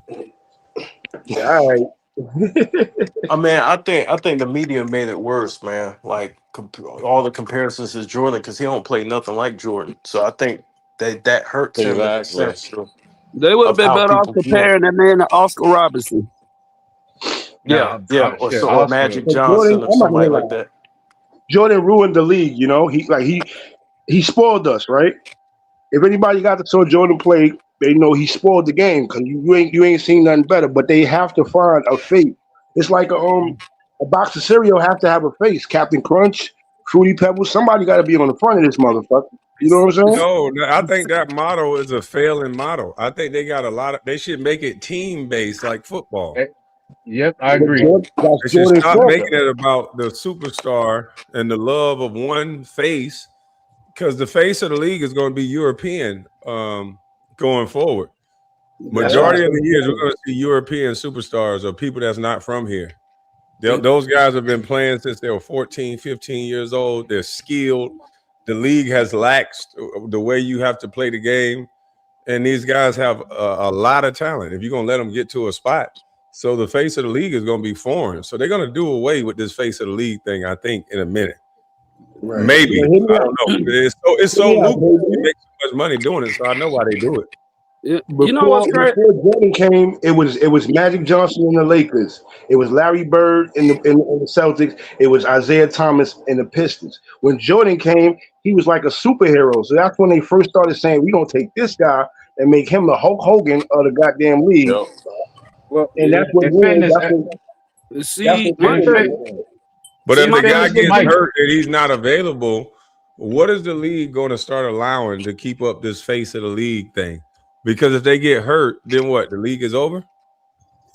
See, That's what they're banking on, I guess. and that what made the early 2000s so great, because you ain't had just one face. You had Iverson, you had T-Mac, you had Vince Carter, you had Kobe, you had Shaq, you had Wade, you had Carmelo. You had so many great players on so many great different teams. So you And they were enjoyed competing watching for the that games. spot. And they were competing for that spot. Yes, and you enjoy watching the regular season. People don't even halfway watch the regular season no more because it's only one or two, you know. But in the early 2000s, every night you was watching somebody great. Yeah, but I think LeBron was part of that too, like in the early 2000s, like around 2003, LeBron 2004. couldn't shoot in the early 2000s. No, but I People mean, he was forget that. still a monster. But he was still a monster though. Like when he came in, like the way he was playing, like he was balling. Like No, that's Well, the thing about young LeBron was a sight to see. He was a sight to see. Young LeBron was balling. well, next thing also, LeBron was officiated. That's when he always had a halo on him. Well, that's Man, they put that halo up there. They put that halo up there. LeBron had a halo on him. David Stern put that on him. They put that up there. But The I moment they mean, gave that man the rookie of the year, I knew what it was. The fix was in because it wasn't nowhere in the world that man was better than Carmelo in his Hey, I first want year. to ask KB. KB, you actually played against What's LeBron. up? What do you think as far as like what you've seen? Do you think that he was really like one of them, or do you think that the league really like set it up, or both? Well, they're gonna get mad at me for what I think, but now that No, I'm you in had the business, Well, experience. all I right, don't know. Kwame, save it for the Patreon. yeah, I better nah. shut I up. want to hear it. Yeah, I No, want to hear I the want answer, to hear. I KB. Come want to on, hear I want to it. son. If know they from don't like somebody it, they shouldn't be experienced. in the program. Come on, nigga. If they don't like it, go find another check. I Fact. think LeBron James' career, like if I know anything about business, if I market something, then I'm gonna put everything around it to make it successful, even if it's not that. Same thing they do with rappers that are really not good rappers. You put them with a great producer, great beats, and you put things That's around right. them to distract from them not being able to rap that good. Actual talent, yep. There you And go. so I think that's what they did with LeBron. Every year, he made it okay for sweepstakes to be called around the league to bring players to the guy who's saying that he's great or the greatest. And they never did that for anybody else that was saying they were great. The league made great players stay where they were, figured it out where they was. LeBron is the first of his kind to get with other players that are actually great. And I think that's what ruined the league, making it okay for the superstar to just leave and just connect with other great players and not compete against them. That was the weakest shit I ever seen. And nobody's going to say nothing because they like LeBron, and anything you say is hate and all this other shit. But the truth of the matter is you're supposed to compete against the best, not try to play with them. And that's when it shifted from the early 2000s where all them guys had their teams trying to, put on for their team and put them over the top. Now all these guys want to be super friends. That's when Kevin Durant said, "You know what? I don't even like OKC. Let me get I'm out gonna of be here." real. I'm definitely a LeBron fan. Like that's who I grew up watching. But hearing what you said, KB, it definitely makes sense. And I'm a realist.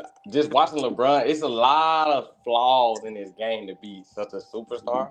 And I can see what you mean by they try to decorate over it and just make it seem like what it's not, and people ignore that because it's about who we like. Yeah, I You're right. seen one It's season like the LeBron Matrix. he was losing. They had the nerve to put on the screen, "Oh, this is LeBron's 150 games scoring 10 points or more, 10 points or more." Like, how do you highlight? Yeah, they That's ain't when I start knew. doing I that said, with Bron. I was like, nah, they trying to make this nigga look good even when he looking bad, bro. My question is this. My question is this. That's Would this crazy. would they even be able to justify a GOAT conversation if they ain't put in that play-in bull crap? Because the man wouldn't have No. made the playoffs all them years. No, that's the point. And so they want you to not see and hear what you see and hear. And that's what's crazy. They'll always Not turn it other into things. something else. Had they not changed the league rules, you had to change. The league has been the same way for so many years for every other great. And this guy is the greatest, but everything about his career changed. He didn't have to stay with that same team. How many championships would he have had if he stayed with Cleveland? Maybe one. Maybe one. This is the only superstar that they changed up everything for. They came up with a play-in tournament. Why? Because LeBron would not have made the playoffs. Exactly. But LeBron fans don't want to talk about that part. If Well, you say they're that, you hate. worshipers. Yeah, they're worshipers. So you can't argue with a zealot. You gotta the have whole freedom structure of for one person? movement. When I was playing ball in high school, because I turned 40 Monday, so I remember the 2000s and some of the 90s. Back when I was playing basketball in high school, you couldn't hand check, but you could put your forearm on the guy. I couldn't imagine trying to play now and you can't even touch the guy. Yeah, it's Can't like impede his movement. that's not even basketball to me. That's like soccer with your hand. Yeah, it's like turning You the bet not touch NFL him. into flag football. That's a foul right off the rip. You bet not touch him. It's like turning the NFL into flag football and saying, "Oh, Which he they're the doing. greatest Which player they're ever." doing too. Yeah, it's like what in the world? It's I just miss hard the to old watch. league. I miss all that. I miss I don't know what Marlon, the all that. play-in was about. I don't know why they created the play-in. So they said so the play-in was about LeBron. I can't say that. But what I am saying, without that play-in, he would have missed the playoffs several years. And you can fact check that. And they couldn't afford to do that. They go back to the money. Oh, we can't have a playoffs without LeBron. Yeah, they put too much into him. They hyped him up so much. They were like, we gotta have this motherfucker on the main stage. So that's why he's played with all these superstars. They go get AD. You go get Anthony Davis and pair him with LeBron. Two generational talent. They ran Carmelo out the league. Yeah. They wouldn't even give Kobe Chris Paul. That's what I was about to say. Like, what So in the world? what's your opinion on that, Kwame, on the Kobe Chris Paul shit? Kobe Colorado messed up his reputation with the situation with the girl, so he could no longer be the face of the league. That was out. David Stern ran a tight ship.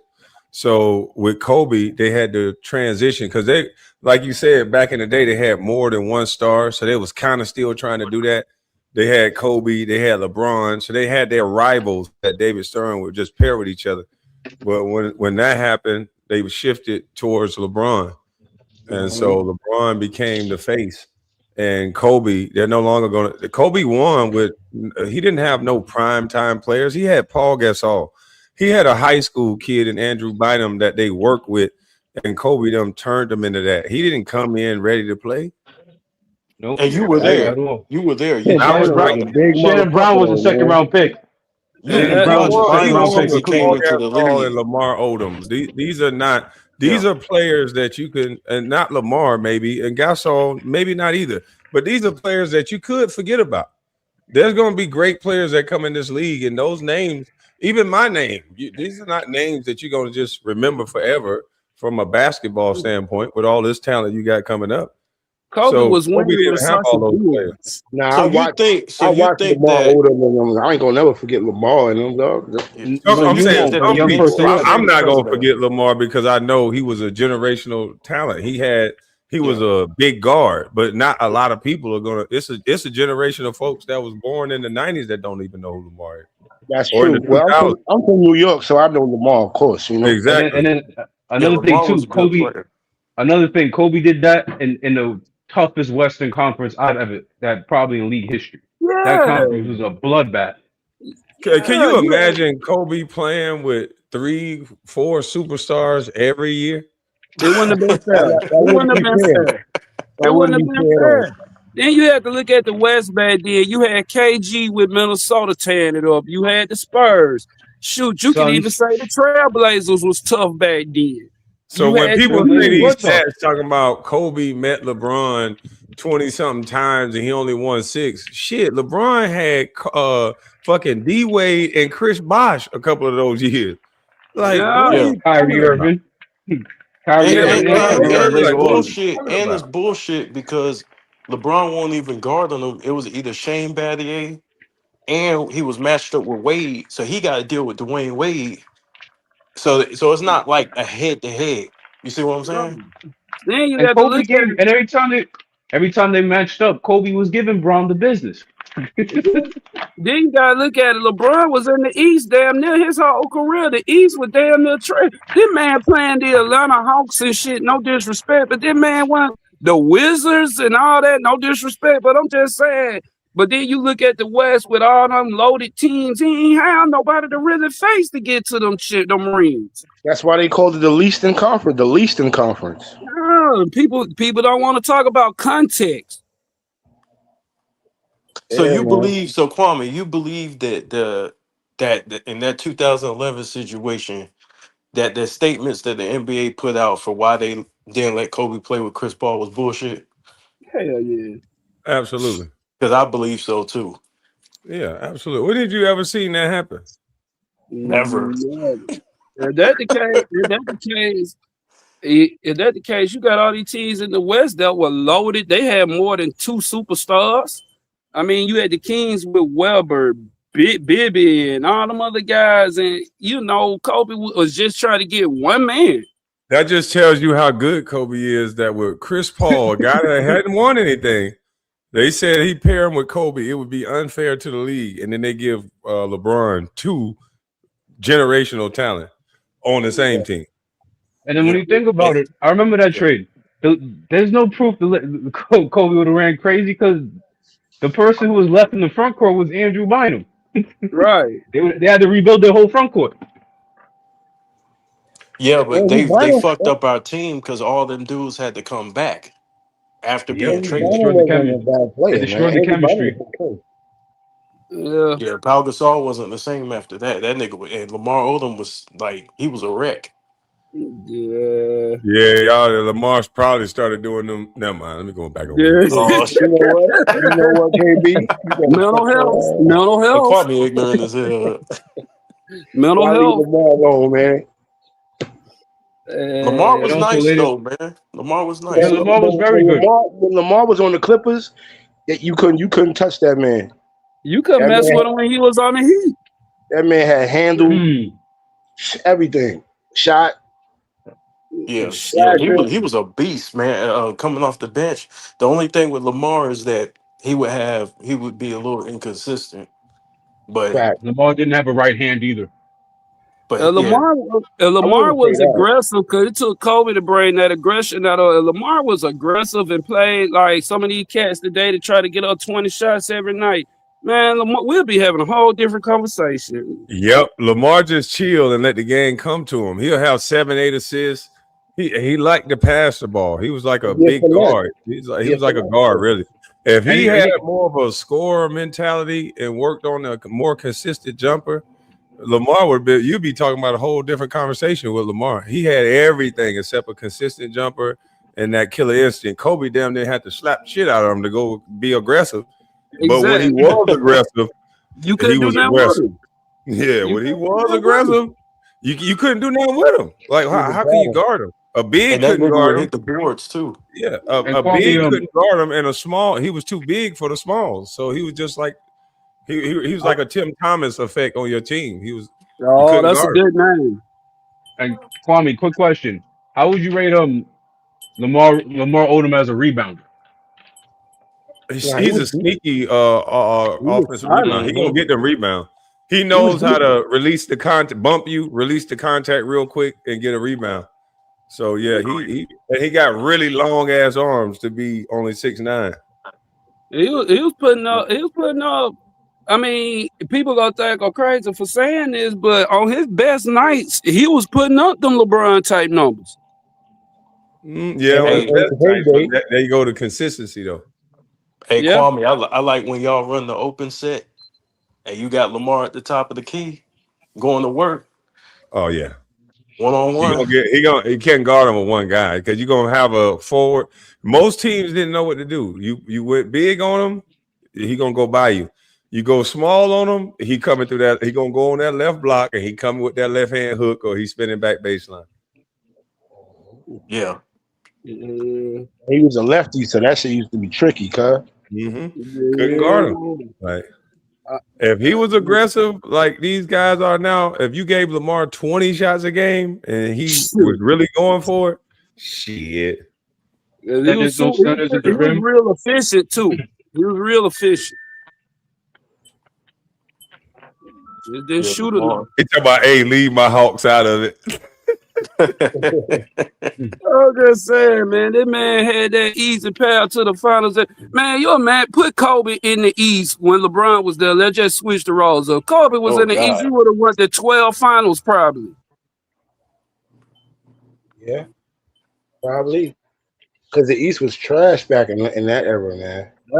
After the Pistons fell, the East was wide open. Miami had a little 2-year run. Come on, man. They had Indiana, Miami. We had a few good Eastern teams now. Indiana, Miami. Jr. was getting bullied by LeBron. Indiana, who they had? What you talking about? Roy they had Jermaine O'Neal in the 2000s. Yeah, they had I'm about to say Danny Green. All right. The suspension did the Pacers in. That's what ruined them. Yeah, Danny Granger, Paul George, Roy Hibbert, Jamal Tinsley. I think they had him at one point. I'm trying to tell you, they was tough. They had Darren Collison You had for a while. You had the New Jersey Nets. You had Jason Kidd over there in New Jersey, Kenyon Martin. Oh yeah, young Richard Jefferson with hair, Terry Kittles. Philly was tough. Hey Kwame, you got a chance to play because you were drafted in 01. So you got to see Shaq and Kobe, right? What was your thoughts like your first game playing against that shit? KB was scared with the motherfucker. When I bumped into Shaq, the first thought was, holy shit. Hey,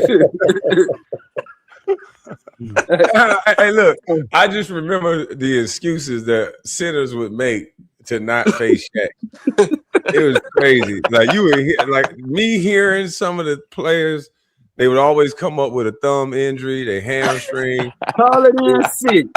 Or they'd bump into Shaq and fake like they were hurt. They'll sit out 2-3 games or sit out one game, try to make it look like they was hurt for real. But Shaq ran off a lot of people. And I said to myself, I said, man, I'm never gonna be scared to play him. Like I ain't scared to play nobody. Nah, I seen you, KB. You was decent on him for what you could do. You know what I mean? Man, that motherfucker gave up damn near 100 pounds, 150 pounds to this dude. Yeah, 7'2", 350. Shit, I think they were lying about him being 350. Yeah, I think so too. Later in his career, he had to be heavier than that. I'm like, how long can a motherfucker stay 350? Yeah, that's Shaq on a diet. Y'all had Brendan Haywood. It was you, Brendan Haywood, Eton. Y'all had a couple of centers for him. No, he was ragdolling everybody, man. That jump wasn't even fair. That's who they needed to change. That nigga was mean. Nah, he ain't never ragdolled me. He'd elbowed me a couple times, but he never ragdolled me. I wasn't going for that. Just only because I saw so many people run from him, and that shit just annoyed me. I'm like, damn, you get paid all this money. And you niggas back here crying and scared of this one dude. Now I know it feel like I got hit by a car. The next day you could barely walk playing with Shaq. And some of the coaches are too stupid not to know they probably should give their sitters a day off when you playing against guys that's that physical as Shaq. Because I promise you, he made you understand that he was on the court every play. If you just go watch Shaq play, he would run full speed into people, slam right into them, whether he get the ball or not. And make you take his full body weight over to that right block. So even if he don't get the ball, he hits you every play. And so that shit took a toll, boy. Did he say something to you? No, he just knew he was fucking you up. He knew. He's like, look, I'm gonna forgive you until you can't take it no more, Paul. Let me ask you a question. Did you ever get a dunk on Shaq or him, like even in the perimeter in the area? Hell to the no. Shaq will break your face off. Hey, see centers that tried to dunk on Shaq and see what happened. Maybe 1 or 2 caught him, but 9 times out of 10, he's slamming your face to the ground. Yeah, Shaq ain't front. I ain't gonna say he's dirty, but he is elbow the shit out. Y'all remember when Vince Carter tried to dunk on Shaq that time? Shaq was like, hell no. Shaq can elbow the shit out you, boy. Yeah. And nigga Shaq was punishing niggas. I got a question, KB, thinking about the East in 2000. You know, when Derrick Rose and it was Joakim Noah and all those guys, before Derrick Rose got hurt, I believe that the history of the East would have been a little bit different with that squad they had, because they were giving everybody fits. That was my favorite team. It was inevitable that Derrick Rose was going to get hurt. Did you see the shit he was doing? Like, was flying like, whoa, what is he doing? They were just a consistent jump shot away. That was if they shot better, they could take out the Heat. That was their problem. But the team you guys didn't mention, and Kwame knows his team, is the Hornets. The Baron Davis Hornets are really good. Yeah. Absolutely. Yeah, Baron Davis was it, man. That nigga was cold. B Diddy was a beast. If he could, if that knee didn't get injured, he seemed like he carried a little bit too much weight as a guard. He was a big guard, so his knee went out. He came in the league with bad knees too, because he got hurt in college. His knees were bad in college. Oh, okay. Man, he came out there dunking on folks looking like Adrian Peterson. It was crazy. Yeah, he was big. That's a big dude, boy. Yeah. Baron Davis was nice though, man. He had a lot of these guards are his son. A lot of these guards are his sons. Yeah, a lot of them are very similar to Baron Davis. How shifty he was at that size. He was a whole problem. And then how explosive he was too. He was incredibly Yeah, he explosive. had that bounce, man. He was like, oh shit. What you think about Steve Francis, Kwame? I remember watching Steve Francis. Steve Hey, Francis was nasty too. that was one of my favorite He players. was throwback guard. Hmm. He trying to dunk on you every play. He like a street baller. He would Yeah, try I'm to about get to you say, up and dunk on your face. he like an and one nigga that an NBA and one player. He Yeah. had some Like slick would he handles fit with it, in too. today's league with all these threes? I don't know. He remind you of he's like a Westbrook. If he can't shoot threes, he's like a Westbrook. Yeah, Yeah. he had that slick handle though. That's the one thing he did have. Ooh-wee. Yeah, he had a mid range too. He had that nice mid range. Yeah, you Yeah. can't. I'm gonna tell you who Can't remember his underrated solid shot. player. Big Cat. Oh, you Coutinho. talking about Coutinho Coutinho Mobley? Mobley. Yeah. Oh yeah, he was a dog, man. Well, he give you everything you looking for on that offensive end. He had a better shot Scoring than out of the Francis, post, too. having that on your team, he was nasty. He was mash guy. Mm-hmm. And He Coutinho can was still just do it such- now. He damn near 50 something. He still can do it now. Coutinho was like Coutinho smooth. was good money. He had a better shot than Steve Francis too. Oh, Coutinho could shoot the laces off the ball, man. I'm telling you, he got to a spot and it was all she wrote. Yeah, I used to hate them niggas. Them niggas Now, used to give us problems. That's a Nah, player. the Rockets were good. They just got the problem with the Rockets is they got screwed. David Stern made it allegedly it was imperative he made sure that the NBA champion was American because the Rockets were really good in the 2000s. Yes. Yeah. You know who low key used to bust our ass? The Bobcats. Mobley versus Michael Finley was a war. Yes, it was. Yeah. Boy. Yeah. That was a good one. That's That was the good. best guards, match wheels, getting in the post. They were mixing it up, boy. Finley, that's a throwback for real right there. Oh yeah, He Michael can play in Finley. today's league. He can do everything. He really could in today's league. Yeah. Michael Finley could shoot. Michael Finley could dunk. The post up gonna put him over the top because these guys can't do that. No, they them can't. guards running for pro side post ups. The coach used to say, "Look here, whoever get down there first get the block." So they used to sprint to get to that block. Yeah. Another player that would play I found would do very well in today's league would be Jerry Stackhouse. Absolutely. Yeah. Because he can hit that three, and Jerry Stackhouse gonna get to a spot. Everywhere on that court, he's gonna get to a spot. And the thing about Jerry is he would push the ball up, he would run with pace, push the ball up, and then turn it into a post up.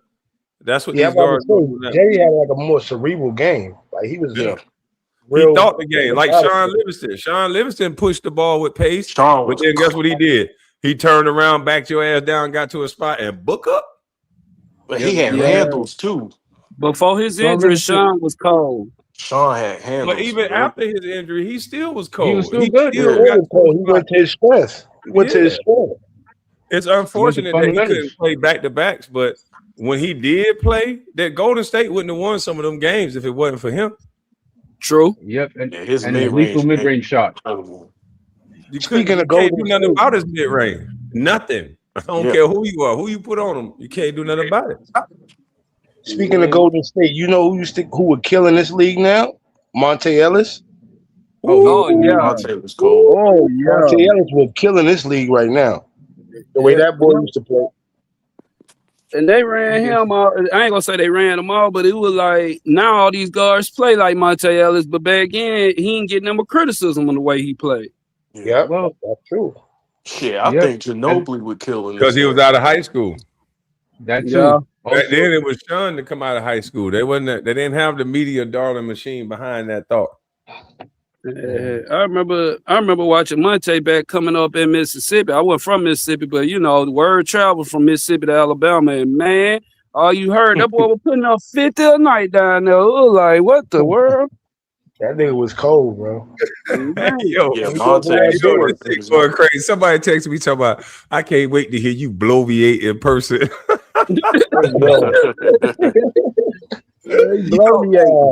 Even a word, man. Oh man. You know a nigga talking for a long time. He said he finna bloviate. Yeah, Stephen A ain't been on TV for a while, Kwame. You ran him off. He ain't been on ESPN for a minute, but he be doing a little show still. Well, they got him working 67 more jobs, probably. Oh, You know, he got 100 million, but he got 100 million jobs. Yeah, he got the 100 million you got to actually work for. Hey, funny story. You know, like during football season, I actually went to First Take when they came to the Magic City Classic because I'm from Tuscaloosa. And like it was funny, like when the camera go off, you know, Cam Newton and everybody else is engaged in the crowd. But him and Ryan Clark, boy, you would have thought I'm pretty sure they didn't even stay in Birmingham that weekend. Man, they looked like they were so scared to talk to people. I said, what? I felt like I was shortchanged because I'm like, what a dude on TV. Soon the cameras went off. It was like, nope. Shit, some girl, speaking of Ryan Clark, some girl talking about suing Ryan Clark. Oh, man. Damn. I ain't heard about that. Hey, them females is winning, Kwame. You see what I'm talking about? Well, dang. Don't beef with women, bro. They winning out here. They Man. kick ass. Believe He all not even- women. he not even beefing with it. It was years ago. He married and all that. Believe all women. Yeah, them women kicking people ass, bro.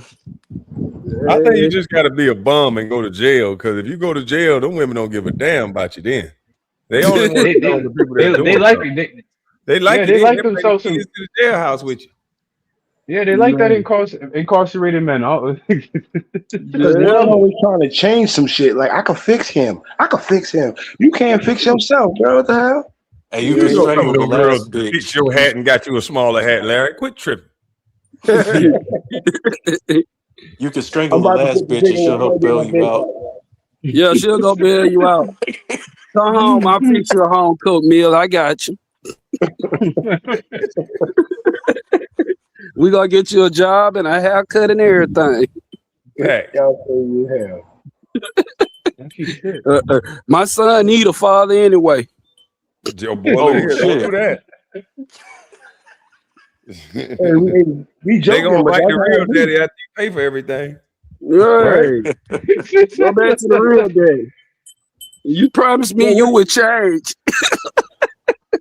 What's y'all thought on stepfathers? Because I be watching my nigga Marquette, and he be talking about that. Stepfather? It ain't Yeah, worth it in my opinion, bro. Unless you know her. Like, Hold know on, her. man. I think I got my other channel back. Let's see if it'll go live right now. Let's see. Oh shucks. Oh shit! Give us free. Give us. Kwame get blocked every day. Boy, man, I got 4 channels, baby. Boy, they Let me go finna flag out. Kwame's channel down. Yeah, they finna, but see, that's why I'm finna just do an upload on this channel. Buddy. I'm gonna let YouTube already check it and give me no ads. You didn't hit the watch list, Kwame. They watching you, man. You gotta be careful out here. That's the new thing they doing. I talked about Jaylen Brown. They gave me no ads on the video, no cursing, no nothing, no ads. A lot of the lives that I do now, they just say, you know what, you can do them. We just not gonna monetize. You say one curse word, one N word, they own me, boy. Like Jay-Z, the streets is watching. What you doing in them colleges, boy? You kept asking. I don't know, bro. You were asking the wrong questions, KB. Talking crazy to protect the people. Yo, this is a crazy ass world, man. Don't you ask that man about them colleges. Shut up and shut up. What we doing at them colleges? Don't ask that man about that. Once KB said shut up and dribble, and they was like, who the fuck this nigga? Hold on.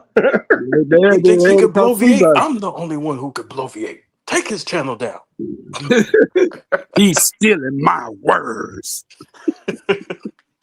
Yo, that sounds just like some shit. That sounds just like Stephen A. right there. That was too good. That's scary. Yeah. Yo, I'm gonna have to block this. I'm gonna have to block this man real quick.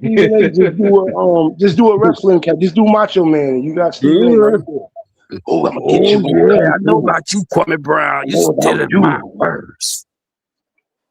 You know, I would pay to see Kwame Brown and Stephen A. in the same room. I would pay for man, that would be big money. Pay-per-view. They'd have to put that thing on Netflix. I And would have him pay for talk. that. Have him talk. Just have him talk basketball. Word. I want to know what's gonna be said. He gonna 1 come hour out debate. dressed in all black to talk to Kwame. He gonna be dressed in all black like he did that time With the chain, like he with talked the like little Nino Delbro Brown. chain. With Hey, the Delbro he chain. might buck up on Kwame though. See, He you might been buck up on. hollering my name long enough. Let's talk about it. I've been prognosticating, so you're gonna use some word that makes no damn sense. You been procrastinating and hallucinating. I said that man think he Al Sharpton or somebody. They're probably in him and Al Sharpton probably in the same club. You never know. I don't Allegedly. know. I don't know, Kwame. Stephen A. might buck up against you, dog. If his camera's there, he might. Y'all might have to do that meeting remote, Kwame. I don't think y'all might need to be there. I ran Kwame Brown out the building. That's what Soon as you see it, he gonna be like, Kwame Brown. Why he say your name like that? Because he's a dick. That's why he knows better than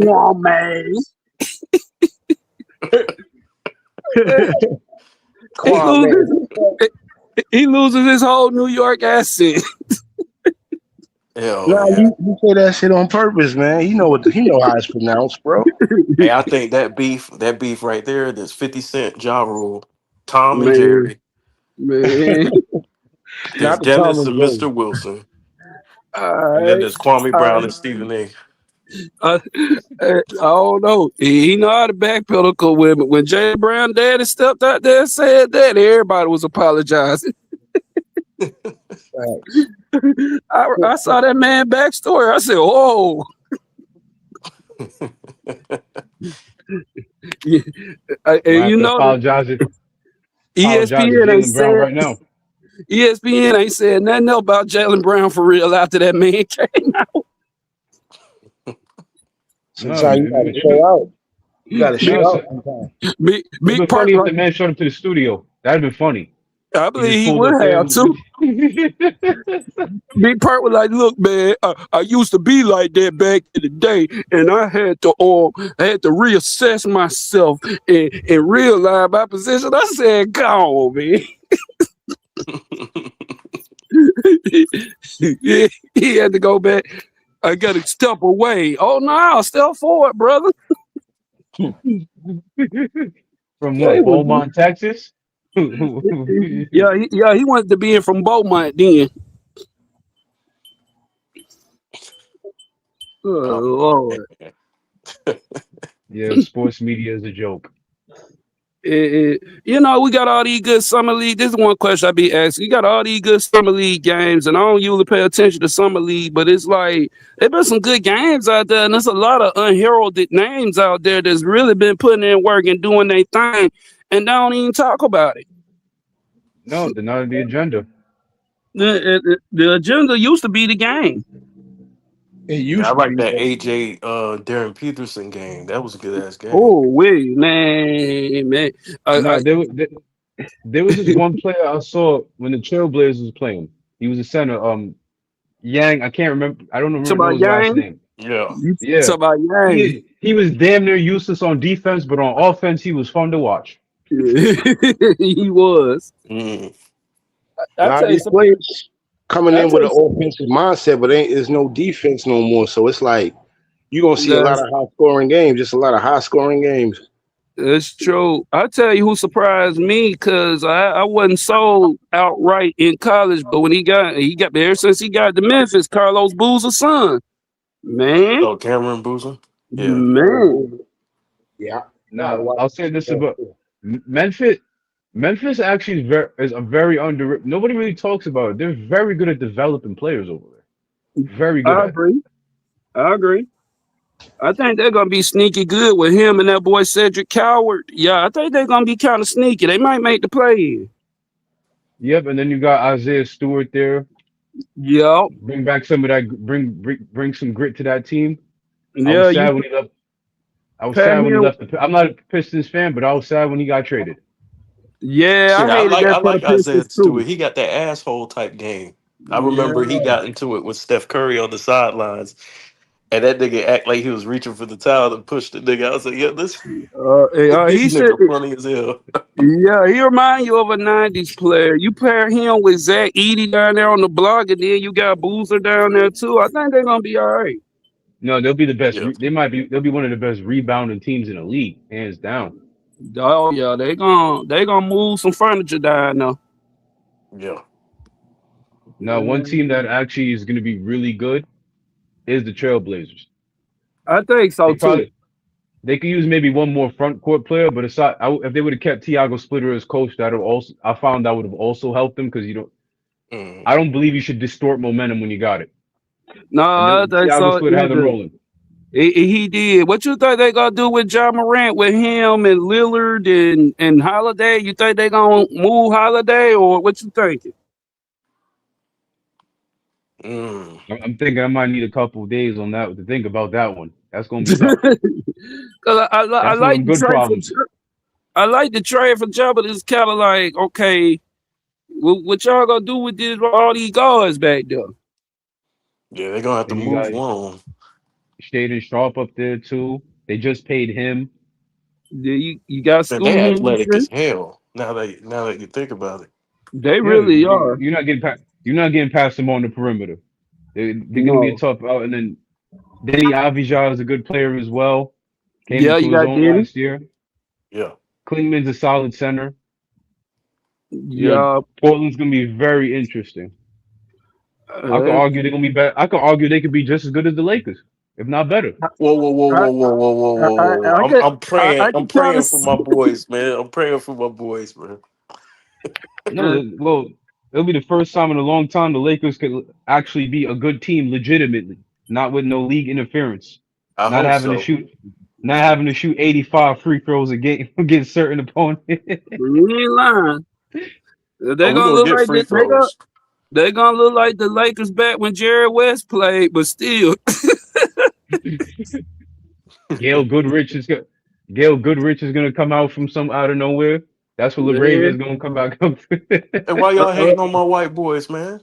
They're gonna go back and get Sasha Vujacic. Sasha was a good player.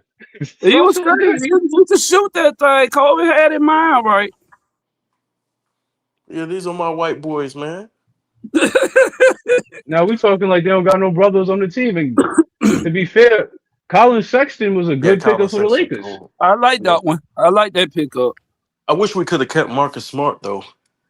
Found a way to keep him. I think y'all be all right. Y'all got who y'all draft? We drafted Cameron Carr. Yeah, I think, and he looks good. He does. I think they did a good job with that one. Yeah. The Lakers will be fine. The department's straight. Yeah, the problem is they trade the draft pick, so they don't get to pick up who they really should get. Yeah. That's the only issue. But the Lakers scouting department's been cold for at least 15 years. They just don't use it. Because LeBron was the scouting department for the last 8 years. It's gonna be drastic. I can't wait till the Lakers. I'm praying the Lakers have a good season this season, just so that narrative can come out there, because you know it's coming. Are they better off without LeBron? Yes. Yeah, man. All this racism my white boys are facing, man. Well, the league is going back white anyway, so y'all just ahead of the curve. Yeah, man, all this racism. You hear what they said about my white boys, man? Well, these ain't no American white boys, so these are different. These guys are different. Yeah, that's different. There's a difference. EuroLeague tournament team. Man. Yeah, it's gonna be interesting. It's gonna be an interesting year in basketball next year. Very interesting year, in my opinion. It's a lot of good young talent, and like they say, changing of the guard. I like that they in good hands. It's just they gotta market it right, man. Yeah. I think Adam Silver might be the worst commissioner ever in sports history. Man, the key word, sports history, not even just the NBA, sports history. Oh, the NBA, he's got that hands down. I think he some of the lets the shit he's doing. players do a little bit too much. Like, Too got too much control. too player friendly, man. I like what Carcino be doing that imitation of him. Yeah, we're gonna do the tournament. Yeah, it's like soccer. Yeah, but I'm here's the cool thing, for Tom. player empowerment and all that, but like you gave him a little too much, man, to where Hey, we got a competition issue. yeah, it is. First step he need to do is get rid of the play in. I'm sorry, if you can't make the top 8 in your conference, you ain't got no business being in the playoffs. You got 82 chances to make the playoffs. You need what? One Yeah. more? Two Shit, the more? league would be competitive as hell if they do that. No low Oh, that'd be management. fun. That'd be fun. And then the play-in teams get in and get smacked every year. Yeah. Yeah. And then the worst part, I remember, I think it was last year where they had the Grizzlies having the Mavericks in the play, and I'm like, we didn't need to do all this. These 7 and 8 were legitimately better than the teams in the play that they have to play in the play to get into the same seeds they had in the regular season. It made no damn sense to me. So I made the playoffs, but I got to fight for my spot. Right. Well, you know how messed up that got to be? You a rookie on a team and you leading your team and doing your thing and you get like the 7th spot and then now you got to play for the spot. So technically you win, but you ain't. And then you like 5 games above the 8 seed. Right. 8 games above the 10th seed. Yeah. It's like they're trying to do the same thing in college football. They're trying to expand the playoff to 24 teams. No, to what? To make Yeah, I college think they football doing worse? that for ratings, bro. Like all the Pretty playing much. stuff. TV money. Yeah. I'm like 16 was too much last year, man. Like freaking James Madison was in it. Shout out to to James Madison, HBCU, I believe. But like, dang, like nobody's trying to watch them on New Year's Day. The NBA doing the same thing. James Madison got watched too. That was embarrassing. And Tulane, and it's like, damn, Tulane about to ruin everything for these two teams. Just ruin everything for the small school. They ain't never coming back. Right, they're just the same with Texas Tech and all. That's like, come on, man. Shoot, I get it. They getting paid, but y'all might well just turn that to the USFL. Oh shit. They playing as many games. Well, actually, they play more games than them, I believe. You know what? At this point, it is what it is. Sports in America is screwed. But on that note, on that note, fellas, I'm gonna go out there and enjoy some of this weather. It's nice talking to you guys. Enjoy Yeah, your man, day. that's what I'm about to do. I'm about to go blow V8 right. over on Patreon. Oh Yeah, shit. like Hey Stephen Kwame, A. what's your you can just go by your name on Patreon? Yeah, it's gonna be Okay. a free. I'm gonna do it for just all members, so you could just do a free membership. Okay, cool. I'll probably be over there. I might take a nap. I don't know. All right. Good conversation, fellas. It was good to reminisce on the good old days. Salute. Peace. Peace out.